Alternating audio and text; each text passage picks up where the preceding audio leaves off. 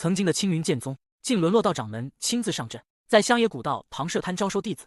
日落西山，无人问津。他眼看宗门就要揭不开锅了，可谁能想到，就在他绝望之际，一个清瘦少年竟掏出了一片金叶子，瞬间点燃了他心中的希望之火。夕阳染红了古道，也映照出毛九军那灰败的脸色。他花白的头发蓬散着，随意盘在头顶，身上那件旧灰袍更是将他的落魄衬托得淋漓尽致。他靠坐在破庙外，神情疲惫，仿佛一具被世事掏空的躯壳。那面破旧的招幌歪歪扭扭写着青云剑宗，剑道正宗，招收弟子，在风中摇曳，仿佛在哀叹着宗门的衰落。来来往往的人们却对此不屑一顾，甚至连一个眼神都懒得施舍。曾经的辉煌，如今只剩下了这无人问津的寂寥。等待了整整3天，却连一个报名者都没有。毛九军的怨气终于压制不住，他低声咒骂着世人，抱怨着这不公的世道，心中充满了无奈和愤懑。就在毛九军准备放弃之际，一个清瘦的少年却径直走向了他的摊位。少年穿着一身素衣，尽管有些破旧，却异常干净整洁。他停在招幌前，目光反复在那几个大字上流连，脸上带着一丝谨慎的期待。老人家您好，我想报名学武。少年小心翼翼地开口，声音虽轻，却带着不容置疑的坚定。那双清澈的眼睛里仿佛燃烧着一团小小的火焰，那是对未来的渴望。毛九军闻言一愣，随即皱眉打量起眼前的少年。瘦弱的身体，稚嫩的脸庞，以及那双清澈的有些愚蠢的眼睛，让他立刻做出了判断，这孩子根本吃不了练武的苦。他无奈地摆了摆手，语带委婉地拒绝了少年。在他看来，这孩子恐怕连饭都吃不饱，又怎能承受练武的艰辛？这分明是去送死。面对毛九军的拒绝，少年并未退缩，他急切地为自己辩解，强调自己特别能吃苦，村里人都夸他能干。那份真诚与执着让毛九军心头微微一动，却仍未完全改变主意。眼看委婉拒绝不成，毛九军索性不再装腔作势，直接抛出了最现实的问题：那你有钱吗？穷文富武，学武是要很多钱的。他直截了当的要钱，将他落魄的一面彻底展露无遗。少年没有丝毫犹豫，从腰间摸出了一片金叶子，毫不设防地递给了老者。那金叶子在夕阳下闪烁着微光，刺痛了毛九军的眼睛。这下子他彻底震惊了，这小子竟然身怀巨款。毛九军心头一惊，嘴上却急忙训斥少年不知财不露白。然而他那熟练收钱的动作却暴露了他内心深处的狂喜。这个月的酒肉有着落了，他甚至在心里默默为自己的善良点赞，觉得自己救了这傻小子一命。我其实不傻，只是有点笨而已。少年努力为自己辩解着，声音虽有些苍白无力，却依然执着。他并不希望别人把自己当成傻子看待，那份朴素的自尊心让他坚持着自己的清白。毛九军敷衍地回应着少年，眼神却早已飘向了远方。他心中盘算着金叶子的用途，这个月的开销，宗门的补给，甚至未来的规划，都在这一刻变得清晰起来。老人家，那我可以学武吗？少年再次小心翼翼地询问，眼中充满了期盼。对他而言，学武的梦想此刻变得触手可及。毛九军清了清嗓子，神情立刻变得严肃起来。他纠正少年的称呼，什么老人家，叫师傅。这声师傅不仅是对身份的确认，更是对未来的承诺。既然给了学费，自然可以学武。毛九军一本正经地回答，语气中却带着一丝掩饰不住的得意。一片金叶子让青云剑宗再次活了过来，他仿佛已经看到宗门兴盛的未来。走吧，小子，先去买点东西，咱们就回山。毛九军大手一挥，带着少年走向小镇的方向。顾长青乖巧地点点头，心中充满了对新生活的憧憬。一路上，毛九军开始大肆吹嘘青云剑宗的辉煌历史。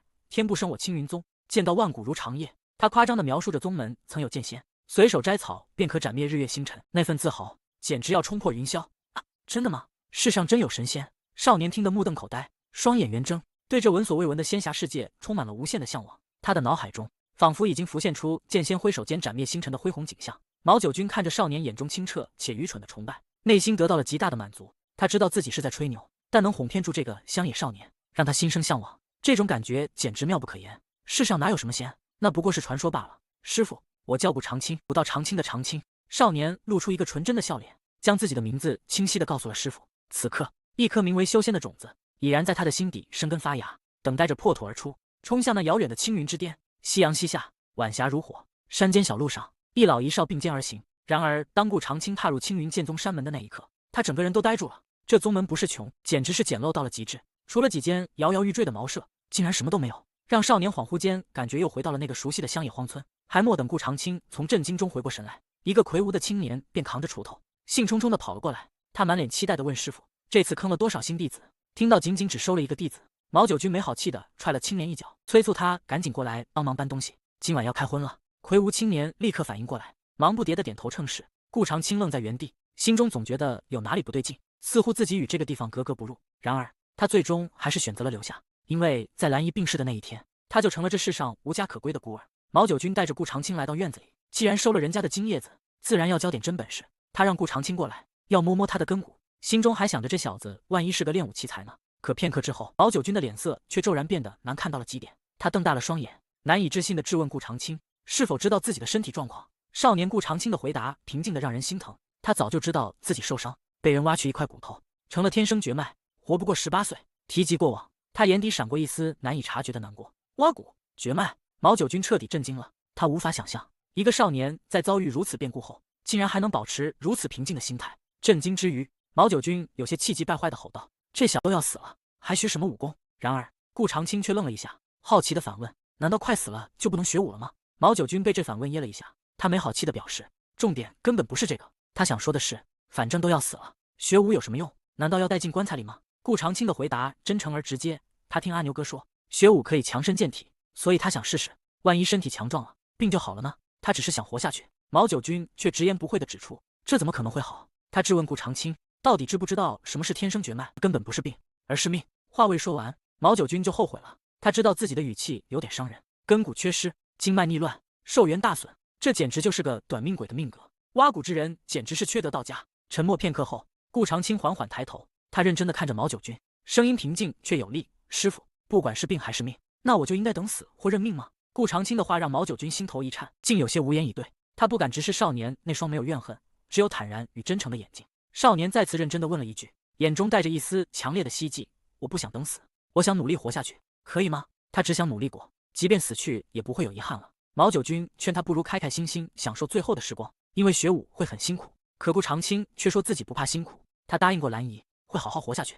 听到兰姨已故，毛九军的鼻子突然有些酸涩，他感慨万千。或许这个世界并不美好，可总有人在努力认真的活着。沉默了许久，毛九军最终还是答应了顾长青的请求。虽然他觉得自己现在有点废，但叫一个徒弟应该还是没问题的。他心中暗自吐槽，那个大师兄石毅简直就是个废物，除了干农活一无是处，简直丢尽了青云剑宗的脸。入夜之后，顾长青独自一人蜷缩在破旧的茅屋中，一盏孤灯烛火随风摇曳，映照着他瘦小的身影。在这个陌生的环境中，少年默默流泪，不安、忐忑以及那无边无际的孤独感瞬间将他包围。面对未知的命运和身体的绝境，这个表面平静的少年内心深处却承受着巨大的压力。少年顾长青天生绝脉，命不久矣。为了好好活下去，他毅然拜入青云剑宗，却没想到等待他的竟是师傅为老不尊的奇葩教诲和一段充满挑战的武道之路。清晨的青云剑宗，空气清新，鸟语花香，宛如世外桃源，让人心旷神怡。顾长青早早起床，一丝不苟地整理好房间，又将个人卫生打理得井井有条。他向来是个讲规矩的人，有着自己的坚持和习惯。此刻，他端正地站在院子里，望着缓缓走来的毛九军，眼中难掩激动，因为他知道马上就能习武了。睡眼惺忪的毛九军伸了个大大的懒腰，不情不愿地走向少年，嘴里却说着：“行了，老夫这里不用多礼，从今天开始，你就算正式拜入老夫门下，成为我青云剑宗第58代弟子。”顾长青闻言，立刻双膝跪地，重重磕下3个响头，语气真诚而坚定：“弟子顾长青拜见师傅。”这声师傅是他对活下去的渴望，也是对未来的承诺。好孩子。毛九军见状，咧嘴大笑，对少年的态度颇为满意。他深知这孩子命薄，这份真诚更显可贵。他随即开始介绍宗门。我青云剑宗虽然不是什么大门大派，但也是有几分底蕴的。宗门传承至今已有600余年历史，甚至出过8位剑圣、3位剑神和1位剑仙。顾长青听得心神激荡，精神一振。尽管他不知剑圣、剑神、剑仙是何境界，但脑海中已然浮现出超凡脱俗的强者身影。他暗下决心，若是自己也能成为剑仙，或许就不会病死了吧。然而少年并不知道，所谓的剑圣、剑神、剑仙，如今都只是一个称号，并非真正的超凡脱俗。在毛九军看来，他命薄，无需知道这些残酷的现实。毛九军轻咳2声，转移话题：“对了，宗门现在除了你，还有你大师兄、二师姐和3师兄，不过他们都已经出师，不住这里。”心思敏锐的顾长青立刻抓住了重点，直接问道：“所以大师兄是还没出师才留下来的吗？”此言一出，空气瞬间凝固，毛九军瞬间张口结舌，无言以对，眼神尴尬地瞥向刚巧走来的石毅。而石毅此刻如遭雷击，整个人都僵硬了，莫名其妙被自己小师弟捅了一刀，简直欲哭无泪。毛九军干咳2声，急忙转移话题：“那个长青啊，我先给你简单讲讲何为武道。武道即是……就是……”他想了半天，渐渐有些烦躁，算了，那些都是废话。他大手一挥，最终放弃了深奥的解释：“你只需要知道，武道就是修行之道，战斗之道，故而武技乃是杀人之术。武道修行共有上中下3境，炼体、聚气为下境，开窍、通脉为中境，先天、超凡为上境。以武炼体，丹田聚气，郁气开窍，融窍通脉，反照先天，修入上境者可为先天宗师。若能感悟天地之力，便能跨入天人合一之境，谓之大宗师。最后生命蜕变，便能超凡入圣，通天彻地。他描绘着武道的宏伟蓝图。顾长青听得入神，毛九军微微顿了顿，眼中闪过一抹无奈与惋惜，语气沉重地说道：“可惜你天生绝脉，天赋极差，根本无法修炼内功心法，只能学一些外练之法，慢慢打熬身体。这个过程会比较艰难。”顾长青听得非常认真，脸上却不见丝毫难过。对他而言，千古艰难为一死，还有什么比死亡更难的呢？能活着，能习武，便是最大的幸事。毛九军见状，心中暗自点头，这孩子心性极好。他随即收敛情绪，认真道：“小子，你听好了，我青云剑宗有3门外练筑基剑术，9式玄体剑术，练的是4肢筋骨，可以大幅度提升力量。一个字，就是猛。”毛九军语气铿锵，比划着强壮的姿态。9式柔云剑术，练的是腰部韧性，可大幅度提升灵活性。说到这里，毛九军突然露出一个猥琐的笑容，眼神变得有些意味深长。他压低声音，一副为老不尊的样子：“嘿嘿，练好柔云剑术，那个方面也很厉害的。老夫当初……”顾长青听得一头雾水，茫然的眨了眨眼。师傅，毛九军轻咳一声，故作镇定，但嘴角依旧带着笑意。他感慨万千的摇了摇头，哼哼，年少不知腰力好，妖道用时方恨少啊。一旁的石毅见状，羞耻的捂住了脸。顾长青完全没有听懂其中深意，依旧好奇的追问：“师傅，你刚才说3门剑术，那还有1门是什么？”他的关注点始终在武学本身。毛九军见状，也只能无奈的收敛玩笑，认真答道：“还有1门剑术，名曰青云12式，练的是全身劲力，提升比较全面，但提升幅度较小，而且这门剑术十分繁复，不太好练。”一口气说完，毛九军神情严肃地看向顾长青，做出最后的提问：“那么3门筑基剑术各有长短，你选哪个？”顾长青毫不犹豫反问了一句，眼中闪烁着坚定与贪婪：“师傅，不能全都学吗？”在他心里，艺多不压身，当然是学得越多越好。他要好好活下去。初入宗门的少年，竟然放言要修炼宗门最难的剑法，师傅满脸担忧，大师兄更是被当作反面教材，担心他好高骛远。可谁也没想到，他仅看了一遍，就将这绝世剑法烂熟于心。毛九军瞪大双眼，满头黑线缭绕，他简直不敢相信自己听到了什么。石毅更是满脸呆滞，这小师弟难道对自己的天赋有什么惊天误会吗？毛九军没好气的白了石毅眼，接着警告顾长青，仅是筑基剑术入门就需3-5个月，大成更需数年苦功，他这小身板只怕不一定能活那么久。他还提醒顾长青，可千万不要学石毅那样好高骛远。此话一出，石毅瞬间满头黑线，内心充满了委屈。当初是谁说他天纵之资，万中无一的练武奇才，结果骗进宗门苦修3门筑基剑术，10年仍在炼体之境，如今竟成了反面教材。他堂堂青云大师兄，面子往哪搁啊？毛九军没理会石毅的幽怨，径直问顾长青想好了没。顾长青毫不犹豫地回答：“师傅，我选择12式青云剑术。”毛九军问为何，少年却语出惊人，他竟单纯的觉得12比9大，肯定就比9厉害。这简单粗暴的逻辑，瞬间让毛九军彻底无语。他本想解释，可一想到这少年身体的实际情况，还是作罢。毕竟青云剑术12式太过繁复，远超常人所能承受。要知道，哪怕是天赋不错的石毅，当初入门也花了1年，最终还不得不放弃，转修了其他剑术。毛九军无奈承认，石毅也挺废的。算了，这小子反正是个短命鬼，随便他折腾好了。毛九军最终做出一个惊人决定，由石毅来教导顾长青练剑入门。石毅郑重的点头保证，一定会好好教导小师弟。顾长青却又提出一个天真的问题：“师傅，我要练多久？”毛九军随口答道：“先练到剑术入门为止。”少年乖巧地点点头，跟着石毅离开了那堂山林深处。石毅找了一块空地，为顾长青演示青云剑术。他动作舒展，时而大开大合，内敛古拙，时而轻巧灵便，快慢相宜，最终剑鸣七响，震慑心魄。石毅收剑而立，长长吐出一口浊气，这才问顾长青：“小师弟，看清楚了吗？”顾长青恭敬行礼，兴奋地回答：“看清楚了，谢谢师兄。”他心里激动不已，这就是练剑吗？全身血气仿佛都在沸腾。石毅又问：“记住了多少？”顾长青却平静地回答：“都记住了。”石毅一愣，随即好笑地说：“记不住没关系，我在。”嘎，他根本不信，觉得这小子定是好高骛远。师傅果然说的没错。顾长青却坚持：“可是我真的记住了。”说着，他随手捡起一根树枝，闭上眼睛，竟然开始比划练剑，一招一式有板有眼，虽然略显僵硬，但与石毅施展的剑术相差无几。这少年竟然是真的记住了。石毅瞬间懵了，小丑竟是他自己。师傅不是说青云12剑最难练吗？当初他可是花了1个月才学会剑招动作啊！难道他的小师弟竟是个深藏不露的剑道天才？武道修行包罗万有，每个人的天赋都各不相同，有人悟性高，有人资质好，有人体魄强壮。而顾长青似乎对剑术的修炼有着惊人的敏锐。一套剑术使完，顾长青好奇地问石毅：“大师兄，为什么我的剑没有鸣响？”石毅哈哈一笑，总算找回了几分优越感。他挺了挺胸，骄傲地解释：“无论是拳法还是剑术，都必须配合相应的吐纳之法才能炼体，否则空有其形，练了也是白练。剑鸣一响只是入门，剑鸣12响才算圆满。顾长青才刚开始练习，自然无法预见而明。顾长青听后恍然大悟，感觉又学到了不少东西。这种学习的感觉真好。此刻的少年就像一块饥渴的海绵，疯狂吸取着修炼的养分，让自身快速成长。石毅又指点了少年一些练剑技巧和吐脉之法，随后拍了拍他的肩膀：“行了，你先好好修炼吧，争取早日剑术圆满。我要去砍柴烧火了。”少年尊敬的点头，内心充满了感激。阳光下，顾长青格外专注，一招一式一丝不苟地沉浸在剑术的海洋中。酒足饭饱之后，毛九军心满意足地拍着肚子，全然忘记了他那刚刚收下的给了一片金叶子的小徒弟。直到猛然惊醒，才发现这傻小子竟然饿晕在了山林之中。更没想到的是，这个看起来柔弱的少年身体里竟藏着一个如此悲惨的过去。然而这份满足感却没持续多久，毛九军总觉得似乎忘了什么重要的事，脑海中突然闪过金叶子的画面，紧接着徒弟这2个字让他猛地惊醒，仿佛被雷劈中一般，满头黑线缠绕。他惊恐地环顾四周，目光瞬间锁定在一旁收拾碗筷的石毅身上，毫不犹豫地一脚踹了过去。石毅被踹了个正着，茫然地趴在地上，满脸无辜地问：“师傅，你踹我干嘛？”毛九军怒火中烧，冲着这个憨厚的弟子吼道：“你个憨货，你的小师弟呢？你吃饭怎么不叫人家？”石毅闻言大惊失色，难以置信地看着自己的师傅，脸上满是愧疚和慌乱。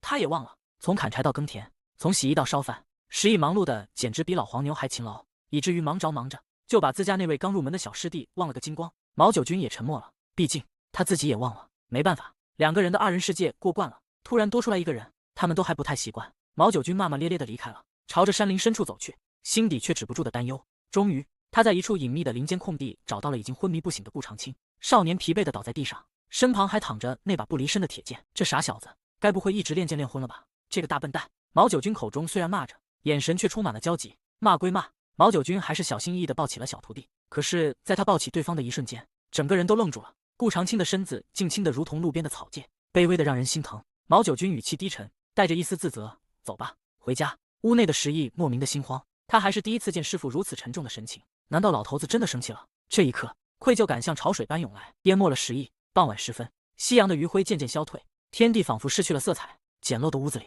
顾长青缓缓醒来，浑身酸软无力。他下意识地摸了摸床边，心里一紧：我的剑呢？那是他生命的全部。耳边突然传来毛九军苍老的声音：“臭小子，武道修行讲究的是循序渐进，急于求成反而会伤了自己。”顾长青愣了愣，他艰难地辩驳道：“可师傅说过，让我练到入门为止。”毛九军先是一怔，随后没好气地道：“你这傻小子，可以吃了饭再继续练啊。”顾长青却有些不解：“可以吗？可是姑母从小对我说，不听话就没饭吃，事情没做完也没有饭吃。”毛九军的话硬生生咽了回去，被顾长青的话给整沉默了。什么样的姑母会如此恶毒？这小子到底是如何长大的？突然之间，一股强烈的心疼的情绪涌上心头。沉默了半天，毛九军压抑着心中的怒火，语气带着怒气不争地骂了一句：“别人说什么就是什么，你小子是不是傻？”顾长青低着头，小声辩驳道：“我只是有点笨，其实并不傻。”这是他最后的坚持。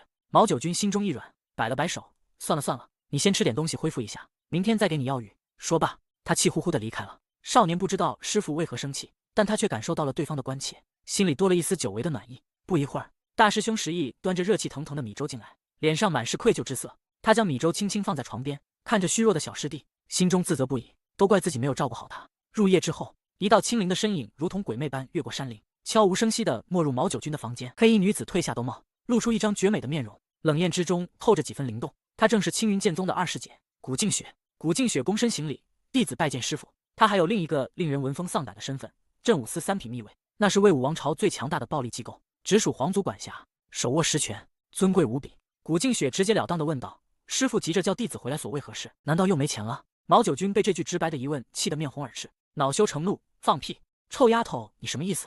你大半夜跑来就是为了奚落为师的吗？难道为师在你眼中就那么不堪吗？”古静雪淡淡的瞥了师傅一眼，丝毫未受影响，语气平淡的反问：“那我走？”噗！毛九军一口茶水喷了出来，怒斥道：“走什么走？为师想让你帮忙查个人。”古静雪挑了挑眉：“谁？”毛九军的表情瞬间变得有些不自然，他含糊其辞的回答：“你的小师弟。”古静雪先是一愣，随即眼神复杂的看着师傅：“您收徒弟了？这次坑了谁？”毛九军急忙反驳：“什么坑不坑的？你别胡说八道，坏我名声。分明是他非要拜师学艺，赶都赶不走的那种。”古静雪却一针见血的指出：“那你就收了，你又不是不知道自己的情况。”毛九军咳嗽一声，有些不好意思的低声回了一句：“嗨嗨。”对方给了一片金叶子当学费，他自己也觉得有点不要脸了。古静雪露出一副果然是你的表情，却还是给师傅留了点颜面，没有点破对方那点小心思。他收敛了笑容，眼神变得认真起来，语气恢复了往日的冷静：“我们小师弟叫什么名字？家住哪里？”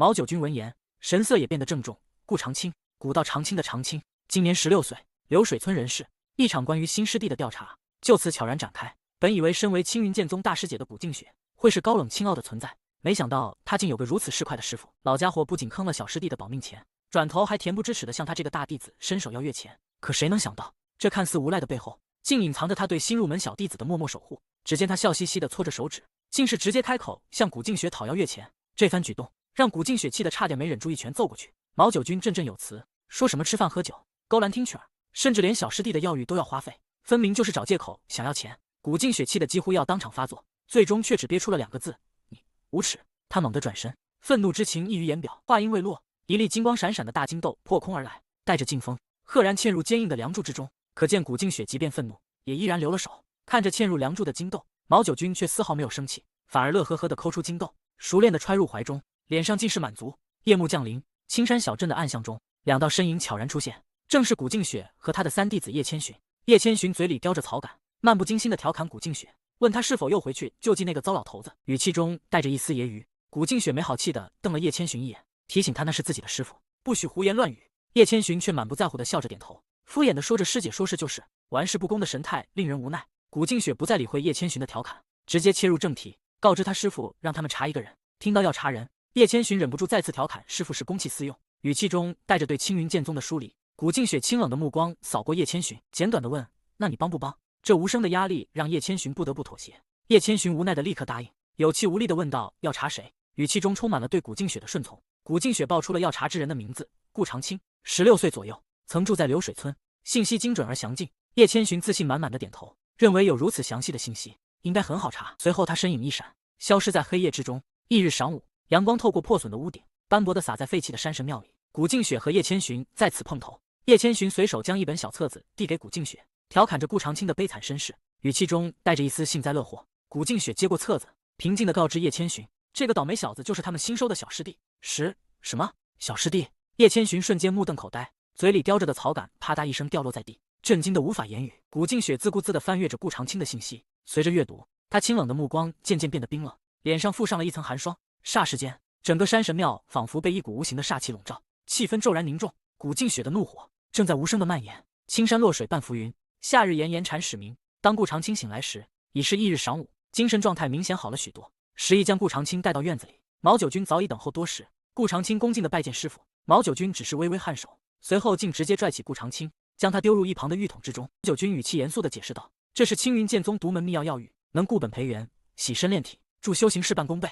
顾长青先是一愣，随即回过神来，内心涌起一股感动。他深知这份感动的并非药浴的珍贵，而是师傅那份沉甸甸的爱徒之心啊。毛九军正色提醒顾长青，药浴过程将非常痛苦，但他希望顾长青能尽量坚持，坚持越久，效果越好。顾长青坚定地点头，表示自己不怕吃苦。然而话音未落，一阵剧痛便从皮肤渗透体内，疼得他再也说不出话来。药性刺激下，少年的皮肤渐渐发烫，体内污浊之气顺着毛孔排出，这种痛苦如同千刀万剐后又丢入油锅挣扎，常人根本无法忍受。但顾长青从小饱受病痛折磨，心智坚韧远超常人，为了不让自己显得狼狈，他硬是紧咬牙关，没有发出半点声响。毛九军看着浴桶中颤抖的少年，心中不禁赞叹，他很难想象这少年究竟经历过怎样的磨难，才会有如此强大的毅力。一旁的石毅震惊不已，由衷佩服小师弟的坚强，竟然连一声都没叫出来。毛九军瞥了一眼石毅，不屑地吐出4个字：那是因为你太废了。石毅不服气地反驳说，师妹古静雪药浴时也叫得比他还大声。这句话瞬间让毛九军额头布满黑线，这简直是虎狼之词。毛九军瞬间满头黑线，如果不是自己的徒弟，他早就一巴掌呼过去了。怎么，大师兄是对小妹有什么意见吗？一个清冷的声音突然在石毅身后响起，带着几分凛冽的寒意。石毅浑身僵硬，尴尬地转头望去，只见正是古静雪。他连忙结结巴巴地解释，说自己一时口误。古静雪眼神一凛，根本不给石毅解释的机会。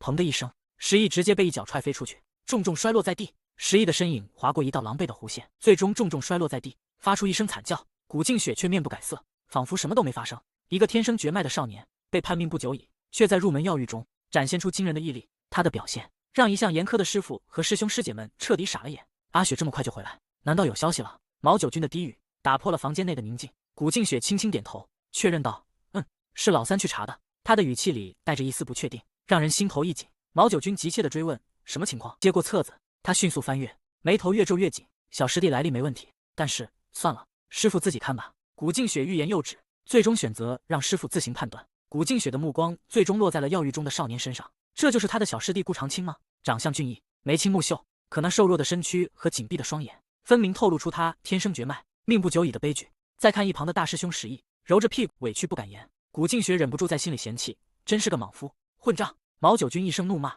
将手中的册子硬生生拍成了粉末。那份关于顾长青身世的冰冷描述，瞬间刺痛了他的心，眼底的怜惜再也掩盖不住。石毅被这突如其来的怒吼吓了一跳，结结巴巴地问道：“怎么了，师傅？”但毛九军却一言不发。古静雪也出奇的沉默。不知不觉，半个时辰悄然流逝。药狱中的少年顾长青竟然还在坚持。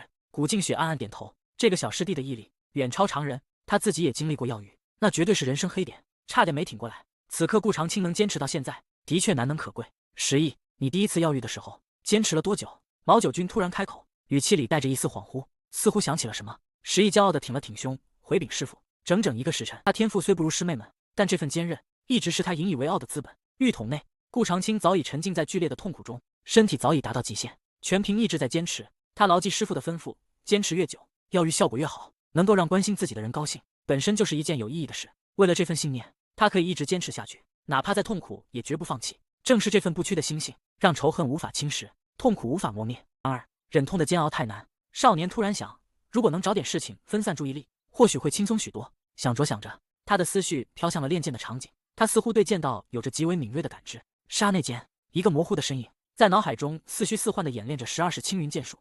这是什么情况？顾长青惊诧，脑袋里怎么会有个练剑的小人？念随心动，剑随念起，好生奇怪。没想到注意力分散之下，身上的痛苦果然消减了许多。更神奇的是，随着脑海中小人的演练，他对青云剑术的感悟竟也深刻了起来。顾长青不知道，他以误打误撞进入了一种玄妙的顿悟状态。这不再是以剑练身，而是以剑练神。通过心神练剑，不断壮大精神意志，这样的修炼方式早已打破武道桎梏，踏上了一条截然不同的修行之路。1个时辰已过，师徒3人目瞪口呆，他们看着浴桶中纹丝不动的顾长青，震惊的说不出话来。2个时辰过去了，师徒3人更是难以置信，这哪里是药狱，简直是神迹。3个时辰后，师徒3人惊为天人，再然后，他们已是精神恍惚，心神疲惫，彻底麻木了。师傅，你管这叫天赋差？石毅突然想哭，他大师兄唯一的骄傲，在这一刻碎得一干二净。毛九军张了张，欲言又止，眼角疯狂抽动。算了，累了，随便吧。他已经彻底放弃了对这个小徒弟的天赋差的评价。浴桶内，顾长青的皮肤已是通红如虾，体内的杂质被大量排出，纯净的药水也渐渐变得浑浊不堪，散发着阵阵刺鼻的气味。他竟凭一己之力，硬是将整整1缸药水全部吸收炼化，一点都没有浪费，简直不可思议。要知道，这桶药浴，毛九军原本是为他准备了7天的分量啊！师傅，小师弟不会痛的吗？石毅一副见了鬼的表情，完全无法理解。废物，闭嘴！毛九军白了他一眼，本来还觉得大徒弟心性可以，可跟顾长青一比，简直天壤之别。要不是身边缺个种田做饭的，老头子估计将他逐出师门的心都有了。师妹，我说错什么了吗？石毅满脸茫然，转头看向古静雪寻求帮助。莽夫！古静雪冷冷丢下2个字。石毅彻底懵了，怎么都在骂自己？以前都夸他努力认真，做饭好吃，现在却骂他，难道爱真的会转移吗？半天过去了，药浴效果完全消失，可木桶中的顾长青仍没有半点苏醒迹象，仿佛睡着了一般。要不是少年呼吸平稳悠长，毛九军他们都要怀疑对方是不是无了。古静雪有些担忧，忍不住上前询问：“师傅，小师弟这是什么情况？我怎么知道？”毛九军没好气的回答：“他到现在都还没缓过神来呢。”古静雪顿时满头黑线缭绕，这糟老头子好歹为人师表，怎么好意思理直气壮的说出这种话？是不是觉得自己快不行了，所以脸都不要了？毛九军顿时反应过来，连忙干咳2声以掩饰尴尬。其实你们不用大惊小怪，顾长青本就天赋异禀，加上早年经历，心智坚韧一点点也是合情合理的嘛。古静雪沉默了，这哪里是一点点，一点点还差不多。但想到顾长青孤苦伶仃的身世，他便没再多言。你怎么还在这儿？毛九军似乎想到什么，突然转向石毅，那我该在哪儿？石毅懵了，莫名的心慌。现在什么时辰了？天都黑了，你不去砍柴烧火做饭，为师我晚上吃什么？你这孽徒是想饿死为师，好继承青云剑宗的家业，对不对？毛九军破口大骂，唾沫横飞。啊，不是的。石毅抹了把脸上的唾沫星子，一溜烟就跑出了房间。见石毅离开，毛九军复又转向古静雪，怎么，你们镇武司很闲的吗？还是打算留下来吃晚饭？古静雪顿时满头黑线，这糟老头子竟然过河拆桥，越来越不当人了。他冷哼一声，转身而去，几个起落间便消失在夜幕之中。谁也不知道下个月的宗门补助，他已经决定直接扣掉了。房间内只剩下毛九军和浴桶中沉睡的顾长青。夜色深沉，少年安静地沉浸在药水中，不知何时才能苏醒，更不知此次顿悟将为他的人生带来怎样的惊天巨变？从未想过，一场药浴竟能让人脱胎换骨。干瘦少年顾长青竟硬生生挺过了常人无法承受的剧痛，身体发生了惊人蜕变。更匪夷所思的是，他的脑海里竟然住着一个日夜练剑的神秘小人。不知过了多久，顾长青从那奇异的顿悟中缓缓睁开双眼，非但没有半分疲惫，反而感觉浑身充满了使不完的劲儿，精神奕奕，仿佛脱胎换骨一般。他难以置信地低头望着自己的身体，原本的干瘦弱不禁风早已消失不见，取而代之的是凝实而充满力量的肌肉。药浴的效果竟如此神奇。就在顾长青沉浸在身体的巨大变化中时，耳边突然传来毛九军带着一丝调侃又充满欣慰的声音。顾长青这才回过神来，连忙起身向师傅行礼，眼中满是感激。可毛九军却摆了摆手，示意他不必多礼。我感觉很好，浑身上下好像有使不完的劲儿，而且力气也大了许多。顾长青兴奋地汇报着自己的感受。毛九军听完，眼神中闪过一丝赞叹，却又带着疑惑。第一次药浴的效果自然极好，不过为师很好奇，那么痛的过程，你到底是怎么坚持下来的？面对师傅的疑问，顾长青的回答却简单的让人吃惊。很简单啊，就是一直咬牙坚持。此话一出，毛九军瞬间愣住，他从未想过，如此艰难的过程，在这少年口中竟能被形容得如此轻描淡写，简直是挑战他的认知。要知道，当年的他最强的剑仙也只坚持了短短2个时辰，而这少年却整整坚持了4个时辰，这简直不能用坚韧来形容，分明就是个妖孽。就在毛九军陷入自我怀疑时，顾长青突然想起什么，带着一丝困惑开口道：“对了，师傅，我觉得我脑袋好像有点问题。”毛九军一听，先是一怔，随后竟露出了老怀欣慰的表情，似乎对顾长青能自我意识到问题感到高兴，但又强行掩饰：“没事没事，脑子不好只是小问题，不会影响生活的。”呵呵，他干咳2声，不自然地安抚道。顾长青彻底懵了，他什么时候说自己脑子不好了？师傅这反应是不是有什么天大的误会？不是啊，师傅，我是说我脑袋里面好像有个小人一直在练剑，我该怎么办？顾长青急忙解释。毛九军先是漫不经心的应和，以为是少年胡言乱语，可当小人一直在练剑这几个字传入耳中时，他的话音戛然而止。等等，你刚才说什么？毛九军的声音猛然拔高，透着难以置信的颤抖。他一把抓住顾长青的手臂，一道精纯的暖流瞬间涌入顾长青体内。顾长青心中惊叹，这便是传说中的内力吗？好神奇啊！可转念一想自己的天生绝脉，他又不禁感到深深的失落。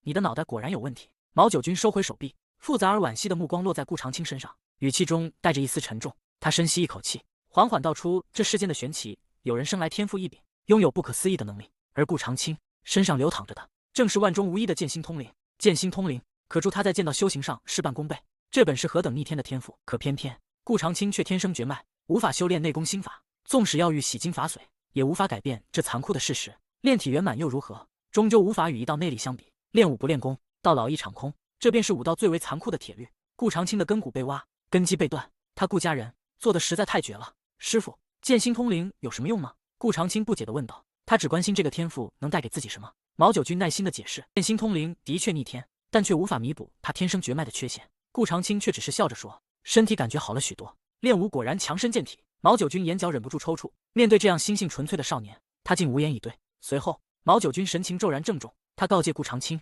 关于剑心通灵之事必须守口如瓶，对任何人，包括他最亲近的师兄师姐，都不可提及。为什么？顾长青纯澈的眼神中满是不解。匹夫无罪，怀璧其罪。毛九军沉声解释，这句话背后是血淋淋的教训。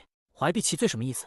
少年清澈却愚蠢的眼神让毛九军心头一沉，他如何能告诉他，他的根骨被挖正是因为这份怀璧其罪？毛九军最终只得长叹一声，长青啊，有空多看看书吧。他知道有些道理不是一时半刻就能懂的。顾长青认真地点了点头，他觉得读书确实是一件有趣的事，可以充实自己，也可以学到很多道理。毛九军张了张嘴，欲言又止。他本想说，你都活不久了，看书有个屁用啊，可这话太伤人，他终究没说出口。简单换洗过后，顾长青回到自己的房间，可此刻的他精力充沛，根本无法入睡。他想练剑，又怕吵到师傅和师兄，只得强迫自己躺在床上。他将心神沉进脑海之中，意图与那日夜练剑的小人默默沟通。你好，你叫什么名字？你能说话吗？不能吗？尽管没有得到任何回应，顾长青却像是找到了知己，他的嘴角忍不住上扬，内心充满了久违的喜悦。你剑术好厉害，我的天赋是剑心通灵，以后我便叫你剑灵好不好？没有反对，就是答应了。或许是孤独太久，顾长青一个人自言自语，但他的心里却无比开心，因为除了师傅和师兄，他又多了一个朋友，一个时刻陪伴在他身边的朋友。沟通片刻后，顾长青的心神渐渐与剑灵相互融合，剑灵在练剑，少年的意识也跟着练剑，这种感觉非常奇妙，每时每刻都有新的领悟。原本繁复晦涩的青云剑术，在顾长青心中变得清晰明了，直指根本，认真、专注、坚持。少年仿佛打开了一扇新世界的大门，里面是一片广阔无垠的天地，等待他去探索、去征服。清晨时分，当所有人都还沉浸在睡梦中时，石毅却发现小师弟顾长青的房间竟已空无一人。他以为小师弟不过是早起练剑，匆匆赶去林中，却远远听到了刺破天际的剑鸣震响。没想到这一幕彻底颠覆了他对修行的所有认知。石毅一路小跑，奔上次顾长青练剑的林子，内心焦急，生怕小师弟刚刚恢复又把自己练伤。然而还没等石毅靠近，耳边忽然传来一声声清越激昂的剑鸣声，那是剑气高速震颤的独有声响。剑鸣一响，原本静止的落叶随风而起。剑鸣三响，无形的气旋在林中流转。石毅下意识地停住脚步，彻底被眼前的景象震惊了。只见林间一道身影灵动飘逸，顾长青手中剑术快慢舒缓，行云流水，招招式式都带着一种赏心悦目的美感。这哪里是初学者的笨拙，分明是经营多年的高手风范。石毅彻底呆滞了，他揉了又揉眼睛，难以置信眼前所见的一切。难道自己早上起猛了，竟然出现了幻觉？不行，他得回去再补个觉，缓缓这魔幻的一幕。石毅神情恍惚地回到宗门，就看到毛九军打着哈欠走了出来，似乎正准备去觅食，完全不知道一场震惊宗门的事件即将发生。石毅脚下凌乱地冲上前，一把拽住毛九军，语无伦次地问：“师傅，小师弟是不是已经拜入宗门很久很久了？”毛九军没好气地给了他一个暴礼，语气略带责备：“你小子是不是还没睡醒？顾长青前几天才入的门，现在就忘了？”“哦，对啊。”浑身一激灵，石毅立刻清醒了几分，可他脸上仍旧一副难以置信的表情。师傅，说出来你可能不信。毛九军不耐烦地打断他：“有话快说，有屁快放。”石毅终于鼓足勇气，将自己看到的一切和盘托出。就在刚才，我亲眼看到小师弟的青云剑术入门了，不但入门，而且剑鸣三响。我可能是出现幻觉了。毛九军闻言，瞬间目瞪口呆，随即陷入了沉默。他那张略显疲惫的脸上，慢慢浮现出一种前所未有的震惊与若有所思。他突然回过神来，猛地一拽石毅：“走，去看看。”山林之间，风声呼啸，时而传来阵阵剑气嗡鸣的颤响，那是顾长青挥汗如雨的证明。一夜感悟剑心通灵，他非但不觉疲惫，反而神清气爽，身体都壮实了几分。天还未亮，顾长青便塞了几个冷馒头，便已来到此地练剑。拥有剑心通灵的他，一旦练剑，便进入了旁若无人的专注状态。青云剑术越来越流畅，甚至能清晰感受到一丝丝力量的增长。青云剑舞映苍穹，点点寒芒破长空。问来不知潇潇雨，玉气纵横满惊风。很快，顾长青的剑术便已入门，发出一声清越的鸣响。练体，内练一口气，外练筋骨皮。顾长青深知，只有不断突破，才能成为真正的武者。他感觉到身体的微妙变化，不仅没有停下休整，反而练得更认真、更起劲。对于强身健体之事，顾长青从来不需要别人督促，哪怕练到手脚酸软，他的动作依旧标准如一。既然剑术入了门，接下来便是小成、大成，直至圆满，一点一点变强的感觉，真的太幸福了。剑鸣六响，天风伴我身。青云剑术入小成，剑鸣九响，风卷残云过。青云剑术入大成，最终剑鸣12响，风声破空嘶鸣。青云剑术轰然入圆满，那剑鸣之声震彻长空，回荡在山林之间，久久不绝。顾长青痛快淋漓地瘫倒在地，浑身酸痛，汗如雨下。可是他的眼神越发清澈明亮，脸上带着幸福的笑意。真的好满足啊！不远处，毛九军和石毅快步赶来，正好目睹顾长青剑鸣12响那一幕，两人顿时呆若木鸡，整个人愣在当场。仅仅一天时间，顾长青竟然把青云剑宗最为繁复的筑基剑术修炼圆满了。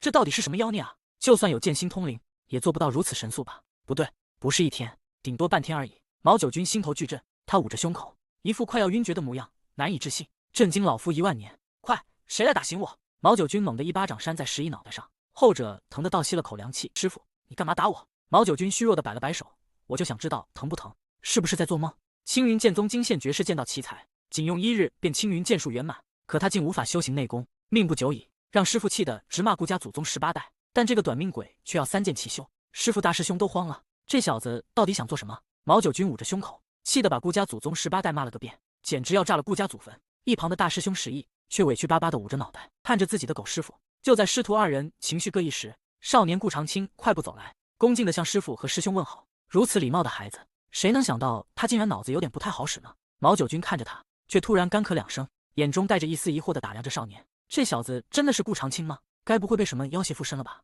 面对师傅的质疑，顾长青一脸不解地反问：“妖邪是什么？”那纯粹的眼神让毛九军顿时意识到自己失言，连忙改口。毛九军清了清嗓子，随即郑重其事地告诉顾长青：“既然青云剑术已经圆满，也算是正式踏入修行之路，有些事需要提前交代。”顾长青闻言，立刻恭敬抱拳，请师傅指点。他不知道，接下来师傅将揭示一个让他震惊的事实。毛九军语重心长地解释道：“12式青云剑术主要锻炼全身筋骨，修炼圆满之后，对于炼体修行有着极大的好处，甚至能将10余年的苦练缩短至1年。顾长青听罢，彻底惊呆了。他完全没想到，剑术入门和圆满之间竟然有着如此巨大的修炼差距，怪不得自己之前没有收获，而如今却能感受到力量的增长。要知道，即使是大师兄石毅，当年也用了整整10年才完成炼体；即使是天赋最佳的古静雪，也用了3年。而如今，有人竟然能1年完成炼体，这简直是闻所未闻的奇迹。直到此刻，顾长青才明白自己有多么幸运，仅用1天便将青云剑术修炼圆满。这不仅为他节省了大量时间，更打下了坚实的剑道根基。冷静下来后，毛九军突然犹豫了。他看着顾长青，想起那天的问题，心中涌起一个大胆的想法：既然顾长青天赋异禀，或许可以试试同时修炼3门筑基剑术。没想到石毅却突然大声劝阻，焦急地喊道：“不行不行，师傅，你可千万别乱来啊！试试就试试。当年我3剑齐修，结果硬是耽误整整3年。”大师兄满脸心疼，低沉地补充道：“万一小师弟也被耽误了怎么办？他本就没有多少时间了。”听到这句，毛九军没有反驳，只是无奈的一脚将石毅踹飞。毛九军再次看向顾长青，语重心长地告诉他：“炼体是武道基础，根基越扎实，未来潜力越大。3门剑术齐修虽有风险，会占用更多时间，但该如何选择，全凭顾长青自己决定。”没想到顾长青根本没有丝毫犹豫，面对师父肺腑之言，他斩钉截铁地回答：“我愿意。”毛九军原本还准备了一堆劝解之词，听到这意料之外的回答，瞬间愣住：“啥？你说啥？”他以为自己听错了，连忙再次确认。顾长青再次肯定的点头：“师父，我愿意。”这下彻底把毛九军搞不会了，他露出一个比哭还难看的笑容，叮嘱顾长青下次把话说完整，免得被外人误会。原来顾长青的想法很简单，既然自己练剑天赋还行，多练几门剑术不仅无妨，还能强身健体，他自然求之不得。这份纯粹让师父都有些汗颜。接下来，毛九军亲身体会了石毅第一次教顾长青练剑时的心情。9式玄体剑术，9式柔云剑术，少年仅看了1遍就能完美演练，除了无法剑鸣，动作几乎一模一样。毛九军心想，或许正是因为少年心思单纯，反而对剑道更加专注。他习惯性的暗骂着顾家那些罪魁祸首，却不得不承认，这小子的天赋简直逆天。然而，更让毛九军心惊肉跳的还在后面。顾长青仅练了10遍剑术，竟然接连响起一声声剑鸣。玄体剑术入门，柔云剑术入门。他含辛茹苦将他养大，死后却只剩一座寒酸孤坟，连祭品纸钱都无一所有。亲生家族以为他已失踪，竟暗中谋划要将他生要见人，死要见尸，而他却对此一无所知，仍在苦练剑法，只为有朝一日能保护自己。小胡子中年只是静静的凝视片刻，便头也不回的转身，步伐冷酷而坚定，仿佛那里埋葬的不过是一个无关紧要的陌生人。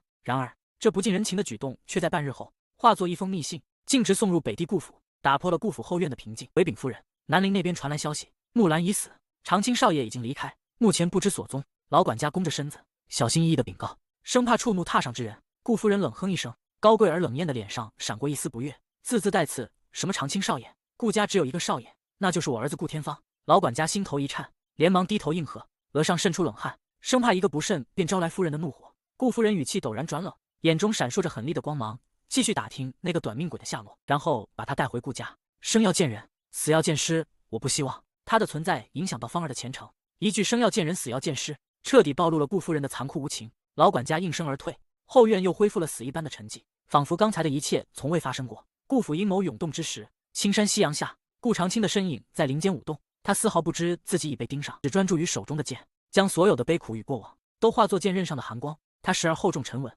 大开大合，剑势如山崩海啸；时而又轻灵优雅，行云流水，剑招如飞花落叶。这剑法既舒展畅快，又赏心悦目，每一次出剑都伴随着破空的剑鸣。这几日，他沉浸在剑道之中，除了练剑，便是感悟剑心通灵。累了，便去师父毛九军的房间翻阅古册典籍，寻求内心的宁静与智慧。练武与药浴的共同作用下，少年身体的变化惊人，曾经单薄的身躯变得结实修长，甚至长高了几分，俊逸卓然的气质愈发凸显。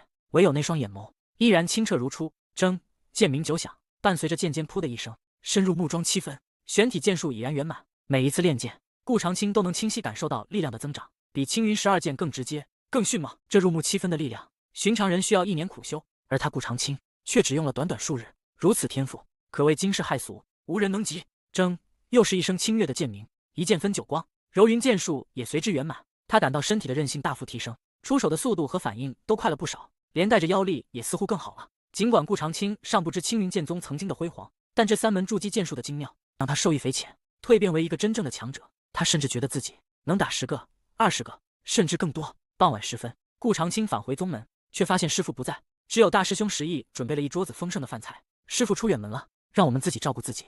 石毅神秘兮兮地说道。顾长青点头，没有多问，问了也毫无意义。石毅突然凑近，神秘兮兮的低声道：“师弟，趁着师傅不在家，待会儿吃完饭跟我走，师兄带你去个好地方。”少年只是轻应一声，脑海中却依然是剑术的推演。他的小剑灵正无时无刻的演练着三门筑基剑术，已隐隐有了融合的趋势，对外界的一切都显得心不在焉。夜幕降临，青山镇最有名、最热闹的百花楼，灯火通明，喧嚣不已。石毅迎送着门前银莲，装模作样的整理衣衫，带着顾长青大步迈入这个风月之地。楼中花香浓郁，石毅立刻沉醉其中。顾长青却皱起眉头，他只觉得这里太过喧闹，远不如山野间清新自然，对这所谓的好地方感到不明所以。大师兄，这就是你说的好地方？这里有什么好的？他单纯的问道。石毅嘿嘿一笑，滔滔不绝地赞美这里的姑娘，却完全没注意到少年眼中的疑惑与纯真。可顾长青眼里，这花花世界竟远不如手中剑刃来的有趣。他甚至天真的想，这些姑娘穿的这么少，难道不怕着凉吗？石毅一边吟诗作对，一边很快便和一群漂亮姑娘玩作一团。他身材高大，长相不差，又故作风雅，很快就成了众星捧月的焦点。顾长青看得目瞪口呆，心中直呼没想到大兄竟是这样的人。小师弟，一起来玩啊！石毅见状，热情的招呼。少年依然沉默。石毅连忙解释：“你别这么看着我，师傅也经常来的。师傅说这叫逢场作戏。嗨嗨，我们没有你想的那么龌龊，就是喝喝小酒，听听小曲，看看美人而已。”石毅越解释越心虚，少年却依旧只是沉默。片刻后，顾长青突然开口，语气平静而坚定：“大师兄，我想回去了。”石毅愕然：“什么？回去？是这里的姑娘不好玩，还是不好看啊？”他实在不理解，这人间天堂，少年为何要离开？顾长青语气中带着一丝沉重：“我只想好好修炼，强身健体，毕竟我没有多少时间了。”这突如其来的话语让石毅瞬间哑口无言。他知道小师弟命苦，曾以为带他来快活能解万般愁苦，却没想到那份深植内心的苦涩，远非风花雪月可解。走吧，小师弟，我们回去。石毅苦笑着摇头，心中叹息：这世间万般苦，有时并非女人就能解开。然而，就在石毅依依不舍地告别温柔乡，准备带顾长青离开之际，百花楼的大门却猛地关闭，一大群健硕凶悍的黑衣打手驰棍而入，瞬间包围了整个大厅。突如其来的变故让石毅瞬间懵了，他下意识地看向顾长青，眼中满是疑惑与震惊。哎呦，这是什么情况？莫非还有其他节目？风月之地本该纸醉金迷，却为何血色弥漫？只因两名弱女子不甘沉沦，引来老鸨无情鞭笞。而少年顾长青腰间木剑蠢蠢欲动，他能否打破这腐朽规矩？百花楼深处突然传来一声尖叫，原本喧闹的大厅瞬间死寂，所有恩客的目光都被吸引过去。顾长青的心猛地一沉，仿佛预感到了什么不好的事情。不多时，一名风姿绰约的老鸨花娘子款步走到台前，她脸上带着媚笑，却透露着难以言喻的冷酷。她的出现让在场所有人都噤若寒蝉。很快，10余名黑衣打手四处搜寻，在楼阁角落里，2名披头散发的花衣少女被粗暴地揪了出来。她们身姿窈窕，清秀素美，此刻却眼角含泪，满是绝望，给人一种楚楚可怜的无助感。然而，周围的恩客们似乎早已对这样的场景习以为常，他们交头接耳，甚至带着玩味的笑容，丝毫没有同情，只有冷酷的评头论足。啪！一声脆响，沾水的鞭子狠狠地落在少女单薄的身体上，那声音撕裂了夜的宁静，鞭打声如同钝刀割肉，让在场所有人都为之一颤。花娘子在众目睽睽之下，用最残酷的方式惩戒、羞辱，更是在警告所有深陷泥沼的女子。顾长青紧紧握住腰间的木剑，骨节因用力而泛白，他的目光充满了不解和愤怒，年轻的心中热血翻涌。他无法理解为何这世间苦命之人要遭受如此非人的对待。哎，都是些苦命人。石毅轻叹一口气，拍了拍顾长青的肩膀，他的眼神中充满了无奈和悲悯。近年来，北方战乱不休，百姓流离失所，许多女子因此被卖入这种地狱，签订了奴契，成为百花楼的私产，就连官府都无能为力。顾长青的心如同被重锤猛击，他终于明白了，这不是普通的欺压，而是这腐朽世道的悲哀。即便心有不甘，也终究帮不过来。这种无能为力感让他感到前所未有的挫败和痛苦。离开百花楼，石毅意兴阑珊地走在清冷的青石街道上，顾长青默默地跟随。他始终无法忘记那2名少女被带走时眼中绝望无助的神情，那眼神像一把尖刀，深深刺入他的心底。他觉得自己很懦弱，没有挺身而出的勇气。他知道石毅说的对，这个世上有太多不公平，可真的很难释怀啊。心中的侠义与眼前的残酷激烈碰撞，让他内心备受煎熬。就在顾长青胡思乱想之际，路口转角突然冲出一道瘦小的身影，如同惊弓之鸟般慌不择路地撞在他脚边，啪嗒一声摔倒在地。他下意识低头看去，那是一个粉雕玉琢的小女孩。此刻她头发脏乱，脸颊带着淤青，眼中满是慌乱惊恐，却很快挣扎着爬起来，手足无措地跑开。这又是什么情况？顾长青还没反应过来，一旁的石毅却微微皱眉，他觉得有些不对劲。这青山镇并无流民，寻常百姓的孩子绝不会大晚上如此狼狈地逃跑。果然，嬉笑怒骂声中，一群凶神恶煞的地痞流氓渐渐围拢过来，他们口中不干不净，追骂着小贱种，嚣张跋扈的姿态令人不寒而栗。那小女孩见退无可退，脸色煞白，绝望地退了回来。她跌坐在地，眼中满是无助的泪水，希望有好心人站出来帮他。可周围的百姓却唯恐避之不及。嘿嘿嘿，小丫头，乖乖跟三爷回去吧，咱们少帮主肯定会好好疼爱你的。尖嘴猴腮的胡三脸上挂着猥琐的狞笑，他伸出肮脏的手，一把抓向小女孩，那眼神犹如捕食的饿狼。蓦然间，一道瘦削却坚决的身影如同利剑一般冲出，瞬间挡在了小女孩面前。那并不是一个宽厚的背影，却在小女孩的心里变得无比高大，足以抵挡世间所有的恶意。石毅整个人都愣住了，他根本没想到自己的小师弟会如此突然的出手，这顾长青竟然如此有勇气，如此少年义气。有货，他娘的，还真有人敢多管闲事。胡三先是一愣，随即肆意狂笑起来，他眼神中满是讥讽。一个乳臭未干的愣头青，竟然敢学戏文里的江湖侠客，真是可笑至极。顾长青沉默不语，他紧握着腰间的木剑，清澈的目光中带着前所未有的沉稳。他不再迷茫，此刻的他终于决定直面这世间的险恶，用他手中的木剑守护他心中那份珍贵的正道。木剑，你是想笑死三爷吗？胡三笑得更加嚣张，他轻蔑地瞥了一眼顾长青的木剑，随后恶狠狠地命令道：“来人，先给老子把这小子的手脚打残，然后拖到狗场去喂食。”话音刚落，一群地痞流氓便蜂拥而上。狗场，那是生与死都由人操控的地方。顾长青拔出了腰间的木剑，他知道自己即将面对的是比百花楼更深重的黑暗。然而这一刻，他不再犹豫，因为他相信人间有正道，不负少年行。街头巷尾，向来逆来顺受的少年竟被地痞流氓围攻，眼看寡不敌众，却无人上前施救。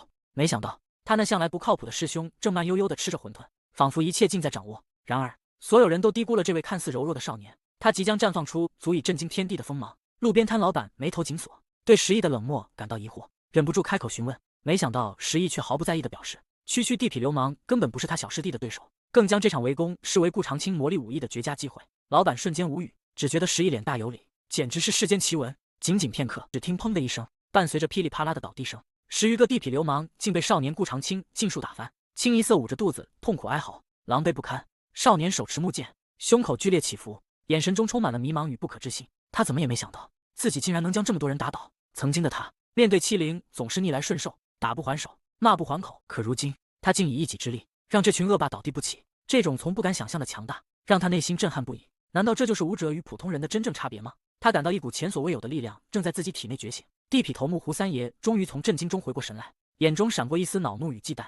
他冷笑一声，语气不善地询问顾长青的来历，试图用自己的名头震慑对方。然而顾长青却选择沉默，他不是傻瓜，绝不会在这种情况下暴露师门。少年看似平静，内心却已开始盘算，下次若再遇险，定要准备好一身行头，做一个平平无奇的路人甲。他的沉默对胡三来说却是莫大的羞辱。愤怒的火焰瞬间燃起，胡三爷怒火中烧，他哪容得了这般寒酸少年给自己脸色看，当即恶向胆边生，狂吼一声，提着短柄刀便向顾长青猛劈过去，刀光凛冽，杀气腾腾，完全不给少年任何喘息的机会。伴随着一声刺耳的叮响，刀剑激烈相交。然而这竟不是势均力敌的碰撞，而是脆响的崩裂声。顾长青的木剑竟被胡三的利刃生生削断，少年手臂瞬间被划伤，鲜红的血液瞬间染红衣袖。巨大的力量让他身体一震，内心涌起前所未有的紧张与危机感。一招得手，胡三爷瞬间得意忘形，狂笑声震耳欲聋。他以为顾长青只是个绣花枕头，根本不值一提。刀光掠影中，再次欺身而上，是要将少年彻底压制。木剑虽断，顾长青却并未绝望，他汲取了教训，不再硬抗，而是凭借圆满的柔云剑术，身法轻盈灵巧，辗转腾挪，左闪右避，巧妙地躲过胡三的每一次凌厉攻击。少年宛如一片随风飘荡的柳絮，任凭暴风骤雨也无法伤及分毫。这等精妙的轻功，让胡三的狂攻尽数落空。随着交手次数的增多，顾长青的剑术竟越来越稳。青云12式的内敛，玄体9式的厚重，柔云9式的轻灵，三门剑术融会贯通，攻守兼备，滴水不漏。反观胡三，却越来越急功近利，浑身上下处处都是破绽，眼神中充满了焦躁与不甘。就在胡三再次露出破绽的瞬间，只听铮的一声，剑鸣震颤长空。顾长青抓住时机，骤然直刺对方腹部，砰的一声闷响，胡三被木剑击退数步。然而令人震惊的是，这一击竟没能对他造成任何实质性的伤害。胡三爷在惊险中冷静下来，随即狂笑出声，他讥讽顾长青，嘲笑其攻击无效。只见胡三肌肉骤然紧绷，全身皮肤宛如岩石般坚硬，碰撞摩擦间甚至发出石磨般的声响，竟是将练皮境武者的防御力展现得淋漓尽致，宣告顾长青的木剑根本无法伤他分毫。面对胡三的嘲讽与铜墙铁壁般的防御，顾长青的攻势逐渐变得乏力，他呼吸急促，力气飞快流失，很快便落入下风，好几次都险些被胡三击中要害。少年面色苍白，但他眼中没有丝毫慌乱，只有坚韧和思考。他在绝境中寻找着唯一的生机。就在胡三的短柄刀即将落下之时，顾长青的脑海中突然闪现出蓝衣临终前的叮嘱：不要去祈求什么，因为你能依靠的只有自己。活下去，带着希望活下去，字字泣血，句句锥心，成了他内心最坚韧的支撑。蓝姨的话语如同烈火，瞬间点燃了顾长青的求生欲望。他不想就这么死去，他渴望活着，渴望拥有希望。这一刻，生死之间的巨大恐怖竟化作心灵的升华，让少年爆发出前所未有的强大意志。既然要活着，那就绝不能死。在那电光火石之间，少年的木剑与他的不屈意志彻底融为一体，一股淡淡的锋芒之势由他体内骤然爆发，瞬间笼罩了他全身。他整个人仿佛化作一柄骤然出鞘的绝世宝剑，寒光闪烁，直取胡三那致命的咽喉之处。噗嗤，一声清晰的入肉声响起，胡三难以置信地瞪大了眼睛，那柄断裂的木剑竟生生没入他的咽喉。少年伫立原地，衣袂翻飞，而胡三则缓缓倒地，脸上始终保持着死前的惊愕与恐惧。街头瞬间一片死寂，所有围观百姓都满脸难以置信。谁能想到一柄断剑竟能夺人性命？啪嗒一声脆响，石毅手中夹着的馄饨竟脱块而出，掉落在桌上。他端着筷子，目瞪口呆地望着不远处惊艳的一幕，大脑一片空白。我的娘哎，他没有眼花吧？那竟然是剑士雏形！石毅心中巨浪滔天，他本以为小师弟顶多只是寻常地痞的对手，想到竟能以练力之身逆势反杀练皮境的胡三，甚至还凝聚出了剑士雏形。他原本准备在关键时刻出手相助的暗器小狮子，此刻显得如此多余。师傅，你管这叫天赋差？那自己这个大师兄算什么？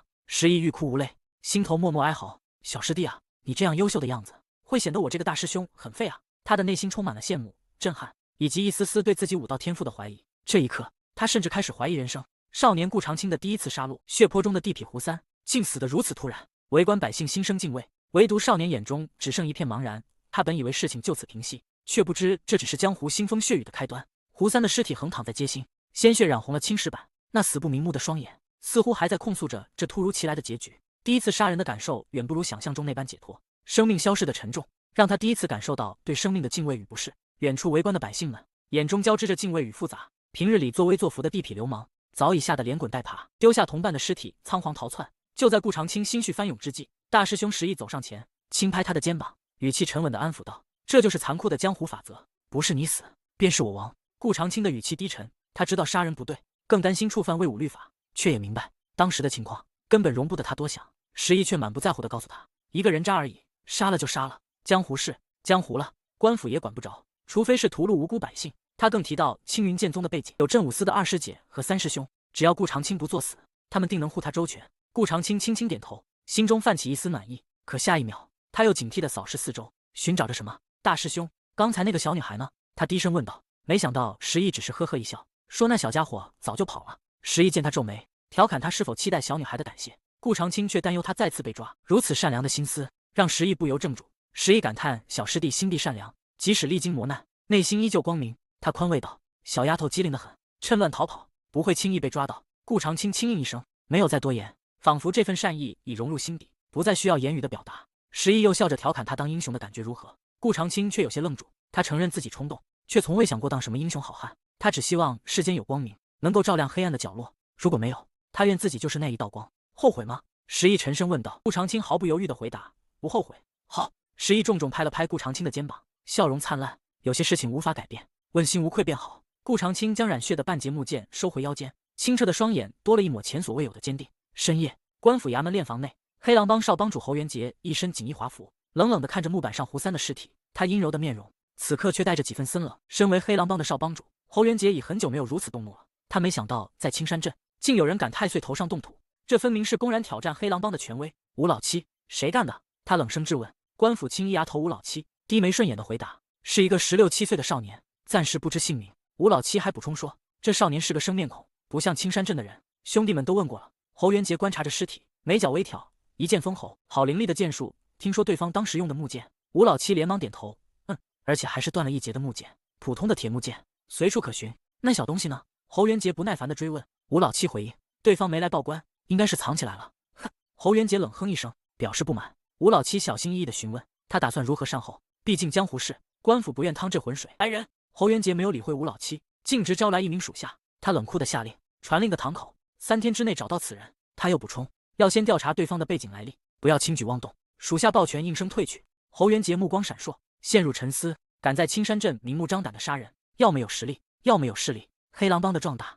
靠的不仅仅是打杀，还有人情世故。胡三身死的消息迅速传开，在青山镇内引起轩然大波。黑狼帮少帮主侯元杰大怒，官府也在暗中打探。一时间，黑白两道风声鹤唳。而此刻的顾长青已跟随石毅返回宗门，独自站在院子里，清冷的月光洒在他身上，试图平复他因杀戮而翻涌的心绪。他渐渐意识到，修炼与搏杀是天壤之别。若是胡三再强一些，今日躺下的或许就是自己。剑术圆满只是开始，想要真正强大，他需要更加刻苦的修炼。因为时间似乎从未如此紧迫，内心久久无法平静的他，索性取出那半截木剑，将所有的烦恼抛诸脑后，沉浸在剑道的魔力之中。夜色温婉，星辰璀璨，月光下练剑的少年，沉静且孤单，却又带着一份不屈的倔强。他并不知道，一场更大的风暴正悄然降临。清晨，青云剑宗的院子里突然传来一阵震彻天地的剑鸣，宛如虎豹雷音，让人汗毛倒数。原来是新入门的小师弟顾长青，竟然通宵达旦的练剑，青山镇的驴都不敢这么卷。更让人震惊的是，他随手一挥，半截断剑竟直接洞穿了院墙。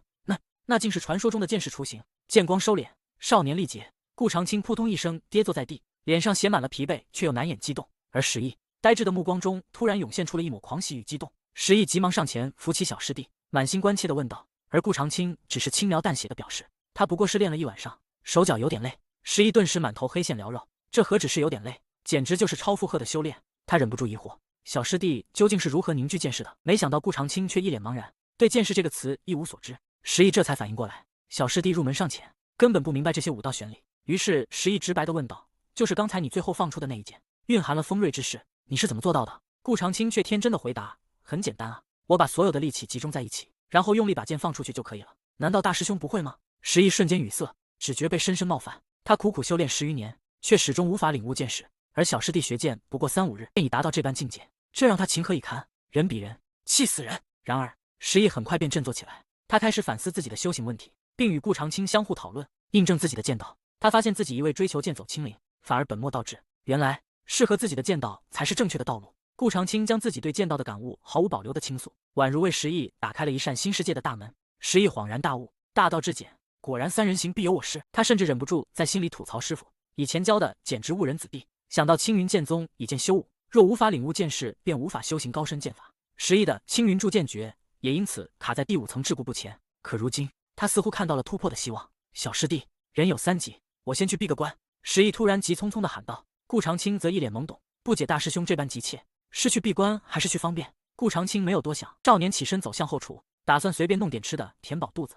他不禁思忖，自己一夜未眠，除了身体有点疲惫，精神状态却异常良好，莫非真是剑心通灵的缘故？如果能从此摆脱睡眠，那岂不是能腾出大量时间修炼？这简直太好了！仅仅半个时辰后，石毅便提着一柄宽大的石剑，意气风发地返回院子，大声宣告：哈哈哈，我出关了！顾长青看着那柄如同门板般的重剑，满脸茫然。闭关可以这么随意的吗？石毅得意地询问小师弟，他这柄重剑如何？顾长青望着那柄石剑，眼神中充满了疑惑与不解。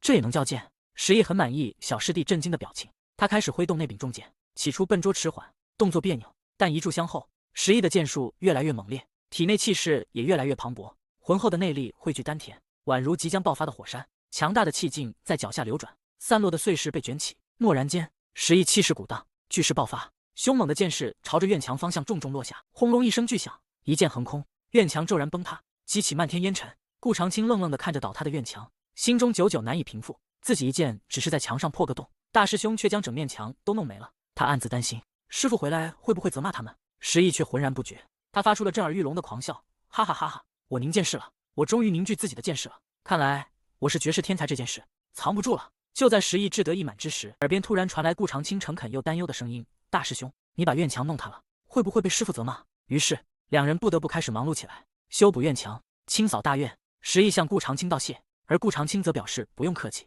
石毅突然转过头，认真地问顾长青：对了，小师弟，你有什么梦想或愿望吗？等你死了，我去帮你完成。顾长青却平静地回答：我的愿望是想好好活下去。石毅欲言又止，心中沉默。他本想帮助小师弟实现一些梦想，却发现自己对这份最朴素的愿望无能为力。认真思索片刻，顾长青忽然开口：如果能活久一点，他希望能成为一位绝世剑仙，随手摘下一根草，便可斩灭日月星辰。黑狼帮的眼线竟然摸到了青云剑宗的山脚下，两个獐头鼠目的家伙藏在密林深处，激动的窃窃私语。他们自以为行踪隐秘，却不知自己早已暴露，被一道冷冽的身影死死盯住。看清楚没有，是不是那2个人了？其中一人压低声音问道，眼神中满是贪婪与算计。另一人连连点头，嘴角泛起邪笑。这2人竟是黑狼帮的眼线，他们得意的互相吹捧，庆幸自己打探到青云剑宗的踪迹，正准备回去邀功，殊不知死神已悄然降临。就在他们准备离开时，一道身影忽然出现，犹如鬼魅般挡住了他们的去路。此人正是青云剑宗的大师兄石毅。石毅侃侃而谈，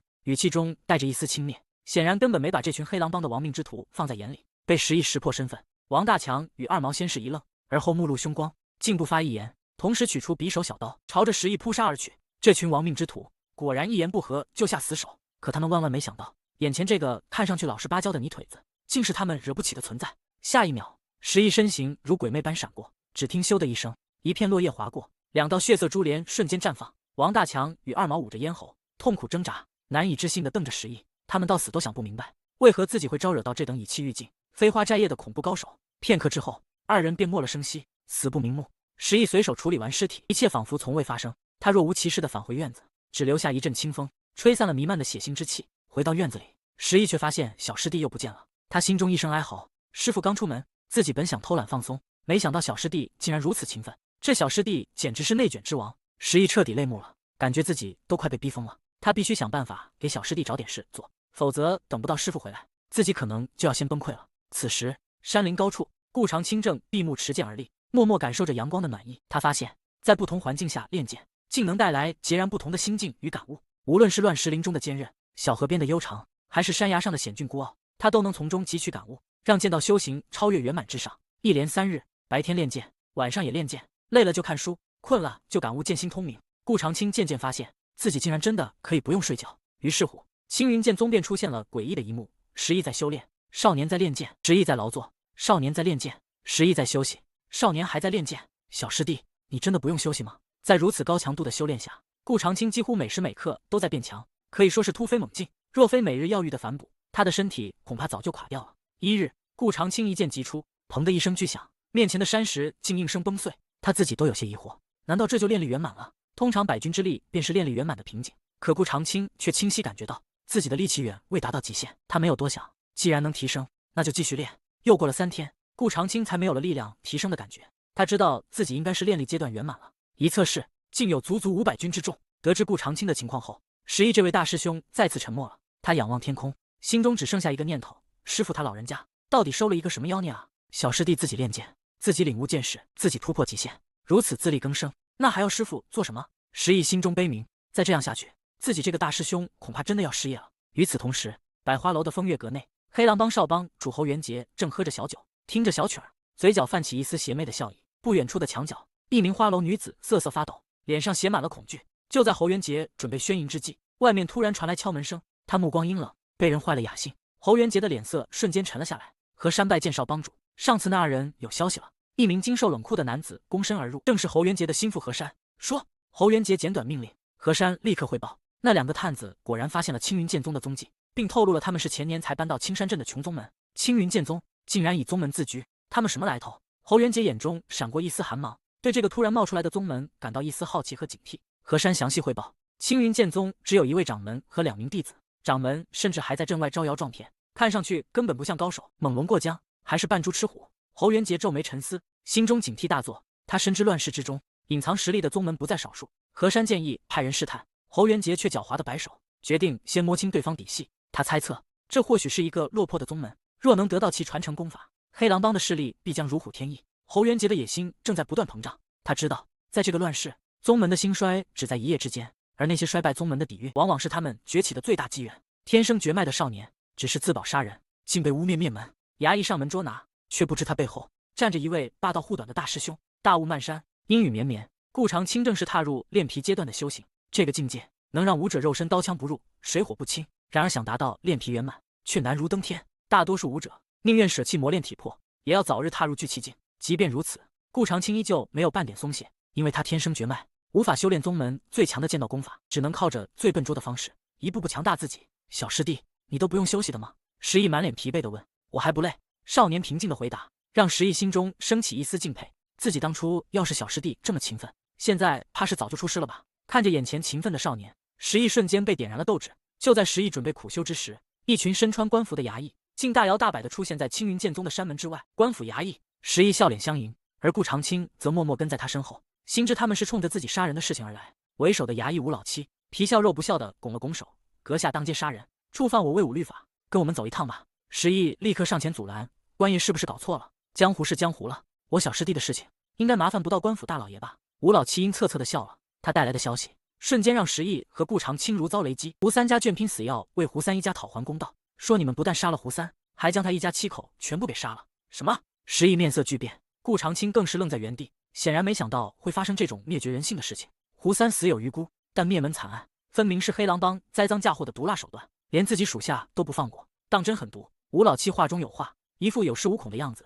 我们只是带人回去问话，如果真的是江湖恩怨，官府肯定不会胡乱插手的。石毅摆手打断欲言又止的顾长青，声音斩钉截铁：屠灭胡家满门之事绝非我师弟所为，他不会跟你们走的。胡三家眷不服，尽管来找我石毅。哗啦啦，吴老七皮笑肉不笑地咧了咧嘴，周围的衙役齐齐拿出锁链捕具，剑拔弩张，随时准备动手。石某本来想以普通人的身份和你们相处，可你们既然咄咄逼人，那我也只好摊牌了。石毅一声叹息，衣袍瞬间鼓荡，磅礴的内力化作罡风缭绕。下一刻，伴随着一声砰的巨响，一柄巨大的石剑从院中飞出，重重地落在石毅面前，连地面都轻微颤抖了一下。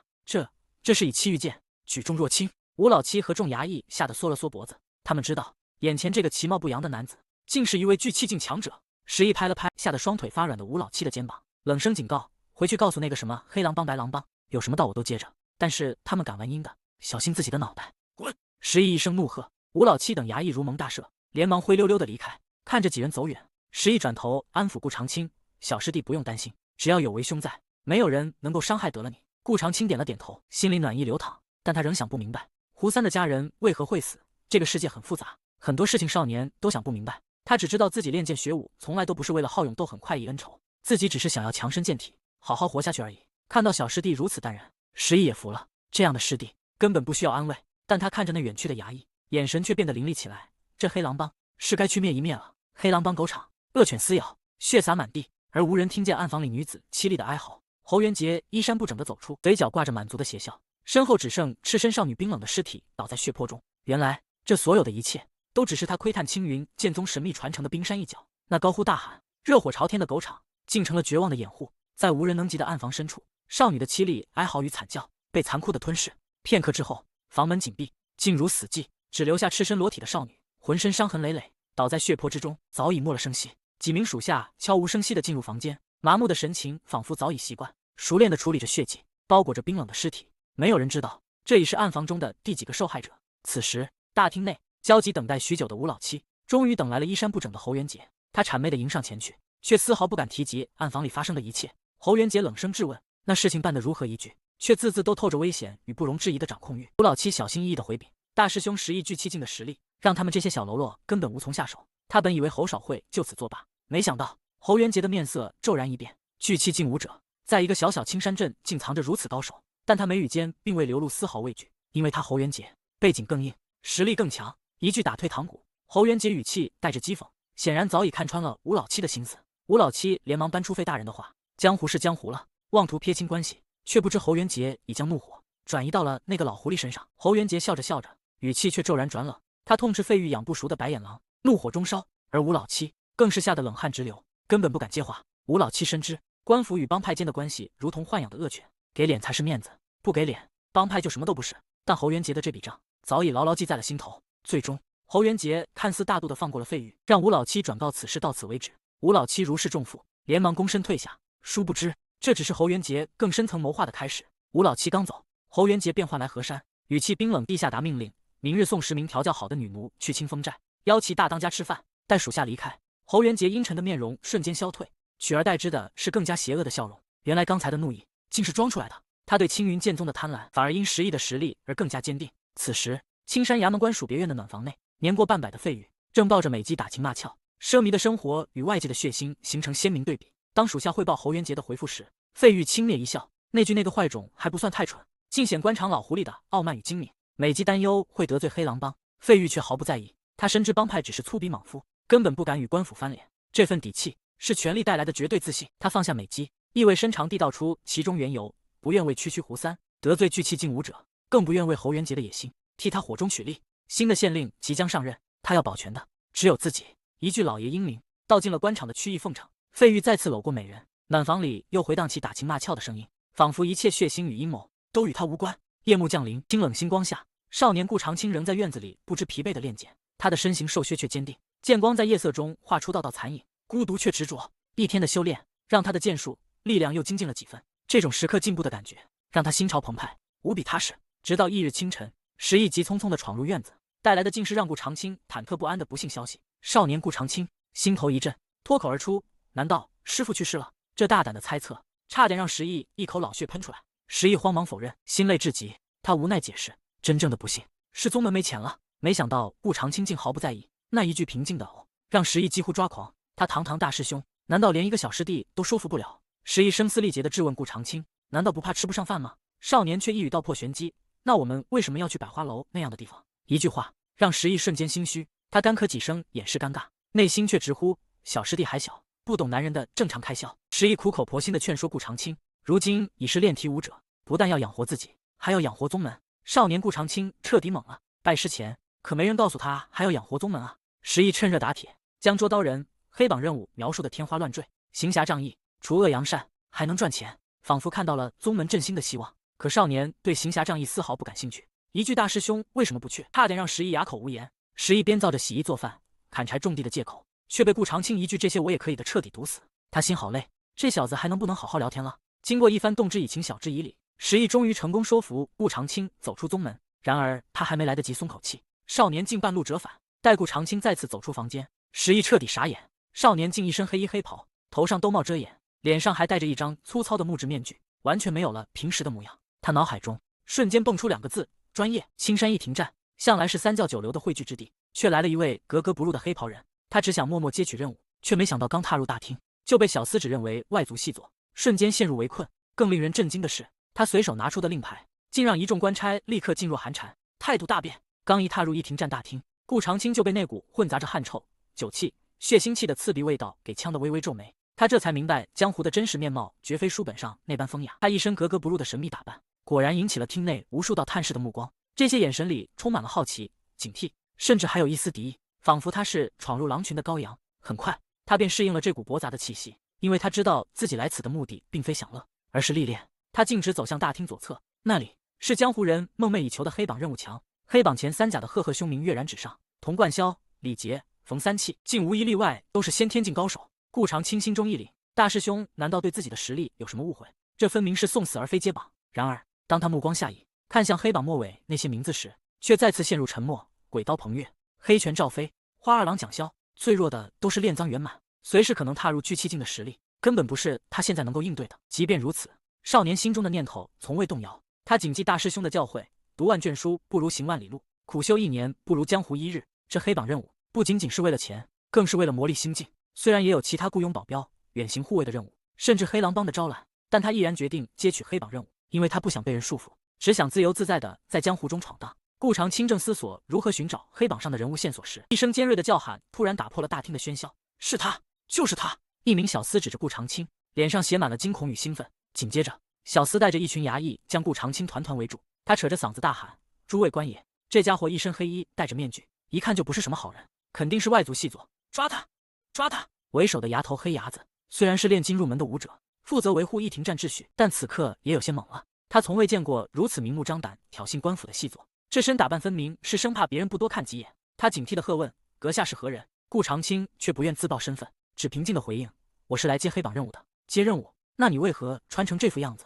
黑伢子追问。顾长青实话实说：“我不想与人结怨，不想惹麻烦。”此言一出，周围的衙役们都愣住了，这简直是江湖上的笑话。然而，黑伢子很快便想到，并非所有捉刀人都孤独一人，也许眼前的少年只是想保护家人不被牵连。想到此处，他剑拔弩张的神情稍缓，但眼神中仍带着警惕。阁下的刀牌了。黑伢子再次开口，刀牌是捉刀人证明身份的凭证。顾长青犹豫了一下，从怀中取出一面黑铁令牌，递上前去：“我没有刀牌，这个可以吗？”黑伢子接过令牌，入手冰凉，目光触及令牌上的朱雀图腾与5字时，他瞬间面色大变。这竟是镇武司朱雀院的牌子，虽然并非正式身份令牌，却也代表着对方是镇武司的外围成员，身份敏感尊贵，根本不是他们这些小小衙役可以得罪的。大人的身份没问题，令牌请收好。黑伢子瞬间换上了一副谄媚的笑脸，恭恭敬敬地将朱雀令牌还给顾长青，态度180度大转弯。啪！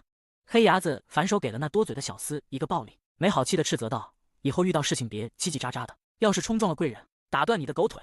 顾长青并未在意这小插曲，收回令牌，直接问道：“请问这位官爷，黑榜上这几个人在什么地方？”说着，他指了指黑榜末尾的几个凶徒，黑伢子还是第一次遇到如此有礼貌的捉刀人，顿时愣了愣神，无奈的回答：“这个我们也不知道啊。黑榜上的凶徒藏身极深，衙役们根本无从查起。”顾长青仍不死心，继续追问：“那我们青山镇附近有没有黑榜上的凶徒？”他答应了大师兄要出来挣钱历练，自然不能空手而归，这叫执着，也是一种死脑筋。黑伢子思索片刻，答道：“有倒是有，咱们这青山镇北行100里有一处匪寨，名叫清风寨，大当家便是黑榜排名89的涂万雄。此人烧杀抢掠，无恶不作，但却极其狡诈，遇强则躲。”顾长青在黑榜上找到了黑榜89清风寨大当家毒牙刀涂万雄炼赃圆满的记录，他心中暗自思忖，这个名字有点犯忌讳啊，也不怕被天下英雄给灭了。谢谢，我就接这个任务。顾长青毫不犹豫地做出决定，他就是要迎难而上，磨砺自我。黑伢子不禁有些发怵，哎，真的去啊？黑伢子虽心有余悸，但还是恭敬地领着顾长青上了2楼办事处。朱雀另一辆，一庭文丽也丝毫不敢怠慢，很快便记录好了任务信息。然而就在顾长青离开后，几名不起眼的小溜子悄悄溜走，关于有人敢接清风寨任务的消息，像风一样迅速传了出去，是要找死还是有所倚仗？与此同时，一庭站大门再次被推开，一个拄着剑棍的瞎子缓缓走了进来。他蓬头散发，胡子拉碴，腰间挂着一个酒葫芦，邋遢至极，却瞬间吸引了所有人的目光。尤其是他那双被灼烧过的双眼，露出狰狞的疤痕，让人看了不禁毛骨悚然。大厅内瞬间安静下来，空气凝固。低头，低头，都别看他！有人惊恐低语：“他是金牌捉刀人剑瞎子。”有人声音颤抖地揭示其身份。听内众人大惊，惊呼声此起彼伏。什么？竟然是他！他不是去漠北追杀漠北双杀了吗？怎么会出现在青山镇这种小地方？不知道，或许只是路过而已。厅内议论声四起，但声音都不敢太大。快走，快走！这瞎子是天煞孤星，有他在的地方准没好事，真是晦气。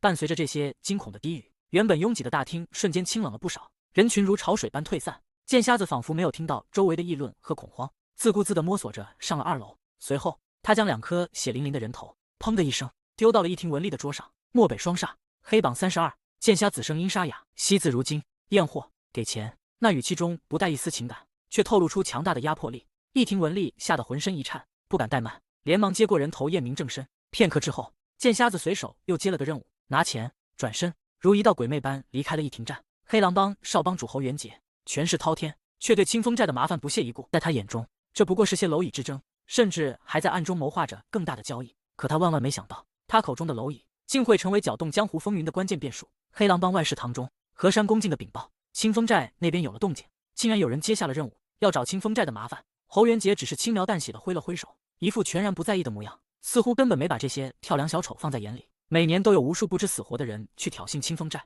结果无一例外，都成了清风寨刀下亡魂。然而何山接下来的话却让侯元杰微微皱眉，因为一个江湖传闻中的名字赫然被提起，金牌捉刀人剑瞎子竟然来到了青山镇。侯元杰心头一惊，那个传闻中性情古怪、不近人情的剑瞎子，一个行动不便的盲人，究竟为何会出现在这里？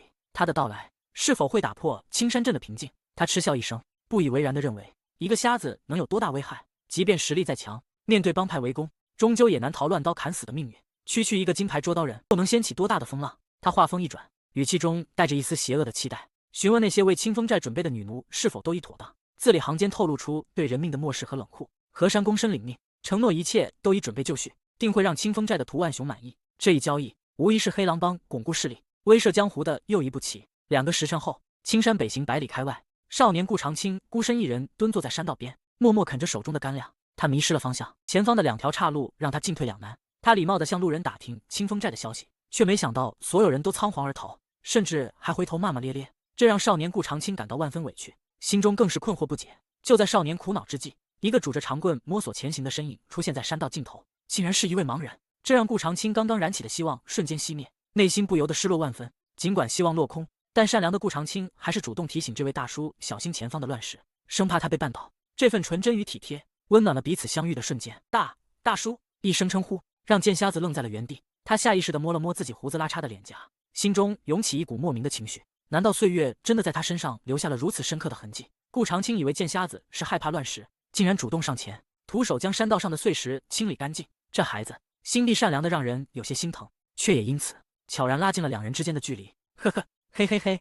剑瞎子发出一阵莫名其妙的笑声，他似乎从少年身上发现了某种有趣的东西，眼神虽然看不见，却仿佛能穿透顾长青的内心，捕捉到那份难得的纯真。他索性也在路边坐了下来，随手解下腰间的酒葫芦，大口灌了2口。那股豪迈不羁的气质，瞬间让顾长青对他产生了好奇。然而，当顾长青无意间瞥见那酒葫芦上挂着的金色刀牌时，他先是惊愕，随后又带着一丝惊喜，因为他也同样是个捉刀人。这奇妙的缘分，让两人之间的气氛瞬间变得亲近。剑瞎子先是一怔，随后咧嘴一笑，那笑容中带着几分看透世事的豁达和一丝对这巧合的玩味。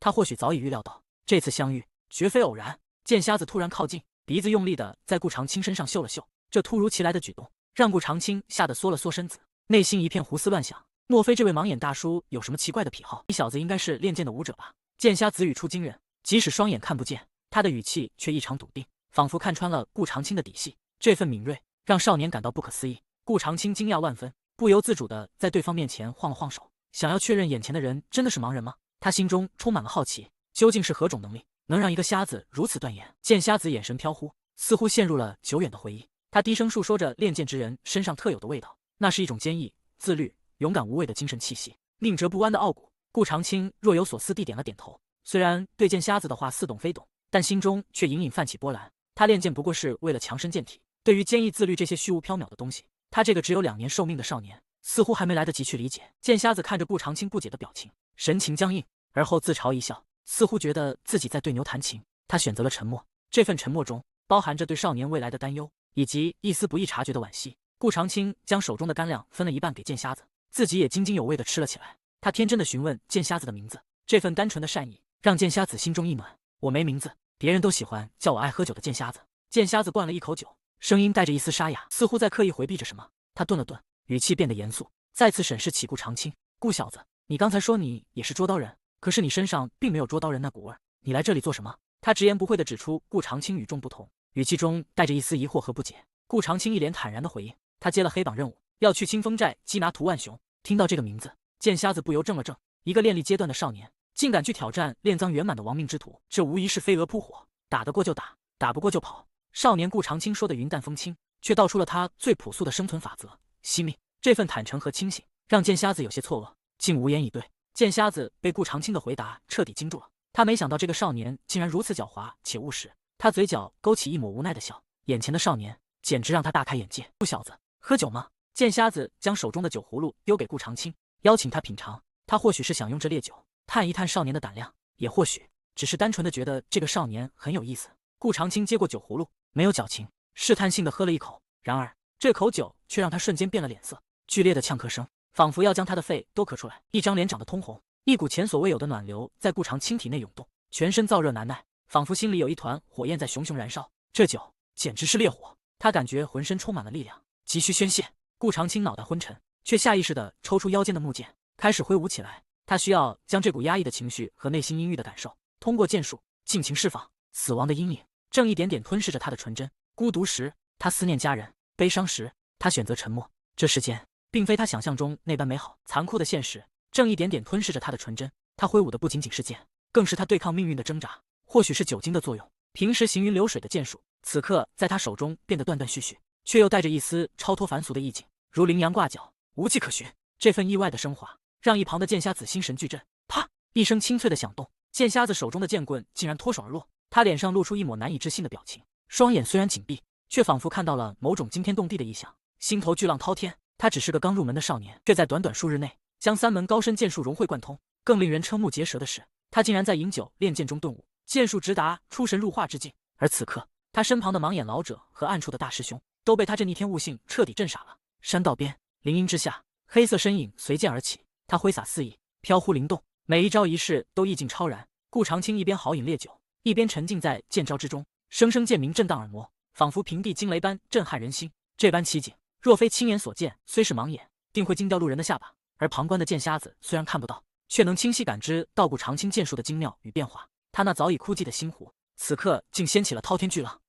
这就顿悟了。剑瞎子心中掀起惊涛骇浪。听这声音，顾小子年纪应该不大吧？小年纪，不但剑术圆满，凝聚出剑式雏形，竟然还摸索到了出神入化的门槛。他简直是个怪胎，如此妖孽的悟性，世所罕见。要知道，武技圆满之上还有超凡脱俗、出神入化之境，这与修为无关，纯粹是悟性和天赋的极致体现。哪怕先天宗师中都寥寥无几。等等，剑瞎子猛然想到，顾长青一边练剑一边喝酒，自己的苦心酒岂不是白白被糟蹋了？可转念一想，能让这少年剑术提升到出神入化之境，这酒也算死得其所了。就在剑瞎子犹豫不决时，顾长青体内的剑灵微微震颤，原本虚幻的身影变得更加凝实。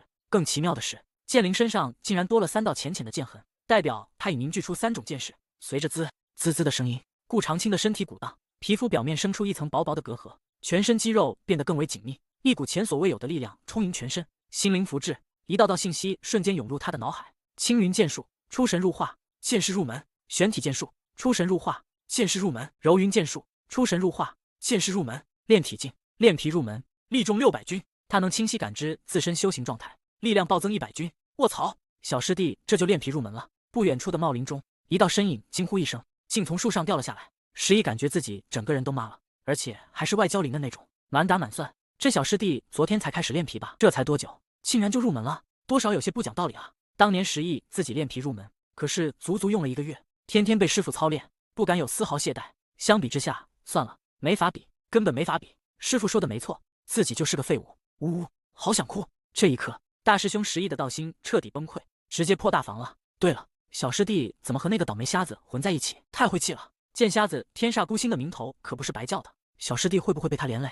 石一愁眉苦脸的陷入沉思。呼，顾长青重重吐出一口浊气，眼中醉意尽数消散，浑身上下前所未有的畅快。他感到身体轻盈，力量充沛，整个人脱胎换骨。小子，酒葫芦还我！耳边传来剑瞎子悠悠的声音。顾长青这才意识到自己不知不觉中竟然把人家的酒喝完了，他脸上浮现歉意，连忙将酒葫芦还了回去。抱歉，鲍大叔，第一次喝酒，实在没忍住。顾长青满脸歉意的解释着，好奇的问道：“对了，剑大叔，这是什么酒？居然可以辅助修炼？”剑瞎子眼角抽搐，没好气的回答：“这叫苦心酒，上百种灵材宝药酿制而成，越喝心越苦，越苦越想喝。”说着，他将酒葫芦倒转抖了抖，真的一滴都没有了。这个瓜娃子真是气人！剑瞎子心中暗骂，但少年顾长青却丝毫未察觉，反而豪气干云的问道：“大叔，这苦心酒哪里有卖的？等我完成了黑榜任务，也去买点，到时候我请你喝酒。”少年的话让剑瞎子心头一暖，暗忖这小子还不算太可恶，不过他还是敷衍道：“哼哼，等你有钱了再说吧。”顿了顿，剑瞎子忽然转移话题，语气变得严肃起来：“顾小子，刚才你施展的是什么剑术？居然如此精妙，已入化境。”剑瞎子语气带着一丝探究。顾长青随口答道：“哦，是青云剑术和柔云剑术，还有玄体剑术。”“什么？你同修3门剑术？”剑瞎子闻言猛地一愣，脸上写满了震惊，随即脸色有些难看，追问道：“等等，青云剑术？你是青云剑宗的弟子？你师父是毛九军那个老小子？”剑大叔认识我师父？顾长青有些惊讶，以为对方是自己师父的朋友，顿时感觉又亲近了几分。他眼中闪过一丝喜悦，期待着剑瞎子的回答。“认识？何止认识，我们可是生死之交！”结。剑瞎子发出一阵怪异的笑声，这笑声带着一丝阴森和诡谲，让林间的气氛陡然一变。不对，毛九军的徒弟我都认识，他什么时候又收徒弟了？剑瞎子猛然收敛笑声，疑惑的自言自语。顾长青解释道：“我是前些天拜入青云剑宗的，自然不认识我。”前些天？剑瞎子微微皱眉：“你拜师之前就学过剑术？”顾长青摇头：“没有啊，我入门的时候师傅才教我的剑术。”剑瞎子瞬间懵了，无言以对，彻底陷入沉默。顾小子，你要不要听听自己在说什么？前些天才拜师学剑，现在不但炼皮入门，领悟剑势，而且3剑齐修，剑术更是踏入出神入化之境。若非他有特殊感知，根本不会相信。顾小子，你现在多大？剑瞎子深吸一口气，平复心绪问道。16。顾长青简短的回答，却让剑瞎子再次陷入沉默，心中翻涌起惊涛骇浪。毛九军这个不要脸的老东西，走了什么狗屎运？自己都成废人了，居然还能收到这么妖孽的徒弟，如此剑道天赋，只要半路不夭折，将来人间必然又会出现一尊绝世剑仙。不行，这种好事绝对不能白白便宜九军这个老东西。剑瞎子眼中金光一闪，一个不光彩的念头瞬间在他脑海中萌芽。他似乎已经开始盘算着如何截胡这个天才少年。就在剑瞎子胡思乱想之际，嘎吱嘎吱，丝绿绿，山道远处传来清晰的马蹄踏行声，有人路过。顾长青顿时眼睛一亮，仿佛捕捉到了什么重要的信息。他想也没想，迅速从怀中掏出一块黑色面具，干净利落地戴在脸上，将自己的容貌完全遮盖。随后他毫不迟疑地主动迎向马蹄声传来的方向，仿佛要去迎接某种宿命。幽静的山道上，一支黑狼帮车队正缓缓前行，不料一名身穿黑衣、面戴面具的神秘人竟猝然冲出，拦住去路。他口中大喊，完全不顾自己正挡住的是恶名昭著的黑狼帮，仿佛根本没把这群凶徒放在眼里。高头大马上的何山怒声眼前的黑衣人竟敢拦下黑狼帮的车马，他虽然恼怒，但看着前方只有一人，很快又恢复了那股惯常的冷静与傲慢。与此同时，10多名凶神恶煞的黑狼帮众已然持刀上前，刀尖直指那道瘦削的背影，剑拔弩张的姿态，仿佛下一秒就要将拦路者乱刀分尸。顾长青暗自嘀咕，这不正是冤家路窄吗？他曾想过要不要就此避让，但又迅速打消了念头。毕竟他今日戴着面具，料想对方也认不出他来。他语气平静地开口，声称自己只是想问个路而已，试图化解这突如其来的紧张气氛。何山却冷笑一声，语气嘲讽地反问他想问的是不是黄泉路。显然他已司空见惯这类拦路打劫的把戏。顾长青连忙摆手否认，紧接着他便暴露了自己此行的真正目的，想要询问清风寨怎么走。听到清风寨三字，何山的面色骤然一变，他警惕地反问顾长青的身份以及他去清风寨的目的。顾长青毫无江湖经验，直接将自己捉刀人的身份以及接下黑榜任务要缉拿清风寨大当家涂万雄的目的和盘托出。此言一出，不仅黑狼帮的人全都傻了眼，就连不远处一直暗中观察的剑瞎子也愣住了，眼角更是止不住地疯狂抽搐。这愣小子简直就是个初出茅庐的傻瓜，什么都不懂就敢闯荡江湖。剑瞎子心中暗叹，世上竟有如此蠢笨之人，竟将自己的底牌全然告知对手。何山却猛然想起了什么，瞳孔骤缩，他猛地盯向顾长青，这才恍然大悟的惊呼：原来是你，你就是逸庭站那个接取黑榜任务的神秘黑衣人。顾长青微微怔住，下意识地低头看了看自己一身的黑衣黑袍，的确不像什么好人。他心中暗道，自己终究还是暴露了。然而不待顾长青回答，何山却已冷冷一笑，语气变得阴森。本来还想着去清风寨送什么见面礼，没想到竟然有人自己送上门来了。好啊，真是太好了。他眼中贪婪与凶狠并存。顾长青瞬间明白了何山的意思，他的眼神渐渐透出几分寒意，冷冷质问何山，他们是否想将自己擒住，送给清风寨邀功，并斥责黑狼帮与清风寨勾结，助纣为虐。他对黑狼帮原不甚了解，但对清风寨的恶行却了如指掌。那伙匪徒常年劫掠村庄，杀人越货，老弱妇孺都不放过。他所在的流水村也曾是受害者之一。清风寨的匪寇狡诈，一遇硬茬便躲进深山，连官府都束手无策。每次围剿后，便更加凶残地报复村民。在顾长青心中，清风寨是大恶，而助纣为虐的黑狼帮自然也不是什么好东西。何山却不以为意，反而带着一丝讽刺的反问：助纣为虐，你又怎么知道我们不是纣呢？话音刚落，他便抬手示意，身后帮众弟子瞬间一拥而上。他命令帮众将顾长青打残即可，务必抓活的。帮众们嬉笑着应和，表示定会留他一口气。这群自以为是的练力武者根本不把顾长青放在眼里，只当他是一块任人宰割的肥肉。随着一声令下，10余把短柄刀齐齐砍来，杀气腾腾，直取顾长青要害。然而就在这千钧一发之际，顾长青却陷入了极致的冷静，周围的一切仿佛瞬间静止。那些原本气势汹汹的黑狼帮众，在他眼中竟变得缓慢如蜗牛爬行，根本没有半点威胁。刹那间，剑光如影，顾长青的身形如流光般穿梭流转，他的动作看似不快，却每一次都恰到好处地击中对方的破绽，让那些黑狼帮众毫无招架之力。只一个照面的功夫，先前还嚣张跋扈的黑狼帮凶徒们全都捂着肚子痛苦倒地，发出了哀嚎声。相比前几日，顾长青的实力可谓突飞猛进，尤其是在力量提升之后，哪怕仅仅是一柄木剑，在他手中也能发挥出巨大的杀伤力。何山先是一愣，随即他的目光落在了顾长青手中的木剑上。当他看清那只是一柄木剑时，面色骤然阴沉无比，难以置信地质问：那是木剑？你用木剑？难道你就是杀了胡三的那个人？顾长青下意识地看了看手中的木剑，心中暗道，自己终究还是暴露了，果然还是缺乏江湖经验，下次不仅要换面具，还要多准备几把真刀实剑。何山却阴鸷的冷笑：好好好，踏破铁鞋无觅处，得来全不费功夫。话音未落，他已从马鞍上一跃而下，手中不知何时已多了2柄寒光闪闪的鸳鸯刀。刹那间，刀光剑影，寒芒交错，一道凶厉的气势如同狂风般扑面而来。顾长青错身退开半步，险之又险地避开了双刀绞杀之势。饶是如此，他手中的木剑也已变得坑坑洼洼，仿佛随时都可能损毁。何山冷笑着讽刺道：呵呵，跟我交手还敢用木剑？你以为我是胡三那个废物吗？何山乃是侯元杰的心腹，黑狼帮数一数二的好手，一身断骨大成修为，一手鸳鸯刀又快又狠，素有双刀郎的凶名，绝非胡三之流可比。然而如今的顾长青早已今非昔比，他剑术出神入化，已领悟剑势雏形，兼之练皮入门，力中600军。单论力量，他已堪比炼金元满武者，即便面对炼骨武者，也有一战之力。顾长青深知兵器上的差距，不与何山硬碰硬，只凭借出神入化的剑术，将何山凌厉的攻势一一化解，如同游龙戏凤般轻松写意。久攻不下的何山气急败坏，恼羞成怒。他没想到区区一个乡野小子，竟有如此精妙的剑术。何山眼中闪过一抹阴险的贪婪之色，若是能将其据为己有，自己的实力定能更进一步。他猛地大喝一声：小子，去死吧！说罢，何山翻手便丢出一把石灰粉，直朝着顾长青的面部撒去。江湖厮杀从来都是如此不择手段，武德二字只有强者才有资格去追求。顾长青猝不及防之下，视线瞬间受阻，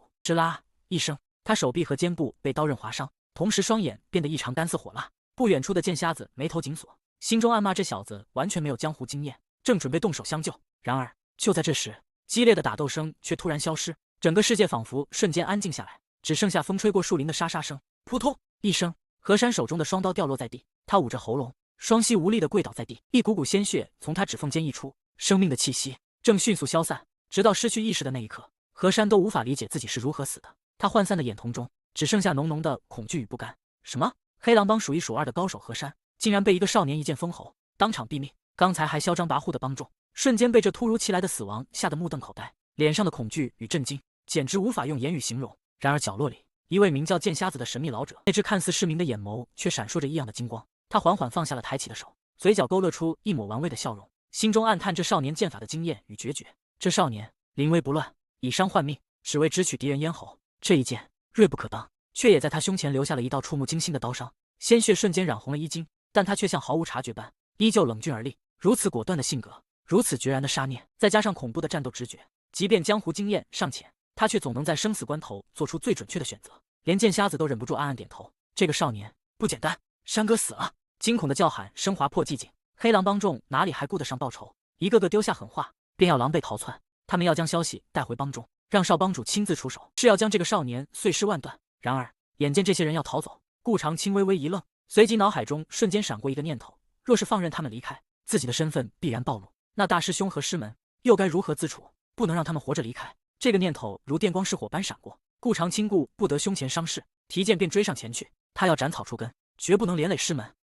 他来了！他竟然追过来了！帮众们惊恐万状，这才意识到少年不是妇人之仁，而是真的敢杀人灭口。戏文里那些英雄好不滥杀无辜的鬼话，竟然都是骗人的。刹那间，林间只剩下帮众们绝望的哀嚎和顾长青利落的剑声。寒光闪过，咽喉或后颈被精准刺破，他们连滚带爬，最终全都倒在了血泊之中，一击毙命，干净利落。嘿嘿，这小子面善心纯，可下手却很辣，果然是个用剑的好苗子。剑瞎子那怪异的笑声再次响起，随后身形一晃，便无声无息地消失在原地，仿佛从未出现过一般。然而无人察觉的是，那些倒在血泊中的尸体竟开始悄然浮现出丝丝缕缕的灵光，它们如同流萤般升腾而起，最终无声无息地没入少年顾长青的体内。这些灵光入体后，被他体内那神秘的剑灵吸收，随即化作一股股温暖的溪流，反哺到他丹田处那缺失的根骨。随着暖流游走全身，顾长青竟明显感觉到身体恢复了许多，胸口的伤痕也在迅速结痂。他微微愣神，却并未多想，因为此刻他满脑子都是第一次杀戮带来的巨大冲击。这就是大师胸口中的江湖吗？不是你死，就是我活的残酷法则，让他内心翻腾，久久无法平静。就在顾长青思绪万千之际，耳边突然传来一声怯生生的呼唤：多谢英雄救命之恩。他转头望去，一群花枝招展的女子正从马车中走出，她们看着血泊中的尸体，脸上写满了惊恐与茫然。顾长青眉头微蹙，冷声问道：你们是什么人？怎么会在这儿？为首的紫兰强压住内心的恐惧，沉稳的回答：我们都是被黑狼帮抓来的女子，他们要把我们送去清风寨，供那些匪寇玩乐。清风寨这个名字让顾长青精神一振，他此行的目的正是那里。至于这些女子的遭遇，他并未觉得是自己英雄救美，毕竟他杀人的时候根本没想过要救人。你们知道清风寨的位置吗？顾长青直截了当地问道，让紫兰儿瞬间愣在当场。这么一大群美貌女子在他面前，他竟然不嘘寒问暖，反而只关心清风寨，不知道吗？见对方迟疑，顾长青眼底闪过一丝失望，紫兰儿这才猛地回神，忙不迭地回答：知道，清风寨就在西山岭那边，从这里往西北方向10多里便能找到。谢谢。顾长青得到答案后，竟直接点头，转身便要离开。紫兰儿急忙喊道：英雄等等，英雄打算如何处置我们？处置？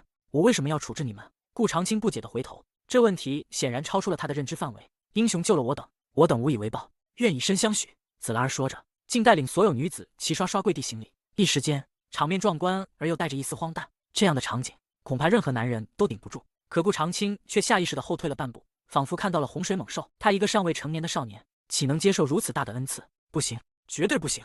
紫兰儿眼角抽动，满头黑线。她很想揪住对方的衣领，大声质问：你后退半步是认真的吗？难道我们不够漂亮，身材不够火辣？面对如此多的美人，你竟然避如蛇蝎，这叫我们情何以堪？眼前的少年是他们在乱世中看到的一线生机，可他却似乎完全不解风情。顾长青亦是头一回遇到这种事，不知如何应对，最终只得硬着头皮问了一句：我要去清风寨，你们要一起去吗？此言一出，紫兰儿和众女子彻底懵了。英雄你醒醒，那是匪屋，你以为你是去串门吗？还问我们要不要一起去送死？最终这些女子还是选择了自由。黑狼帮回不去，清风寨更是羊入虎口。他们在帮众尸体上搜刮了些许钱财，然后驾着马车各自奔向渺茫的前途，是生是死，唯有各安天命。目送马车远去，顾长青随手拾起一把短刃，朝着林间深处走去。见瞎子已然消失无踪，他暗暗松了口气，心里却又莫名有种空落落的感觉。或许这样也好，免得自己将他牵连。这个少年有时懂事的让人心疼，他默默地将所有责任扛在肩上，独自踏上那条危机四伏的清风寨之路。而前方的江湖又会带给他怎样的洗礼和考验？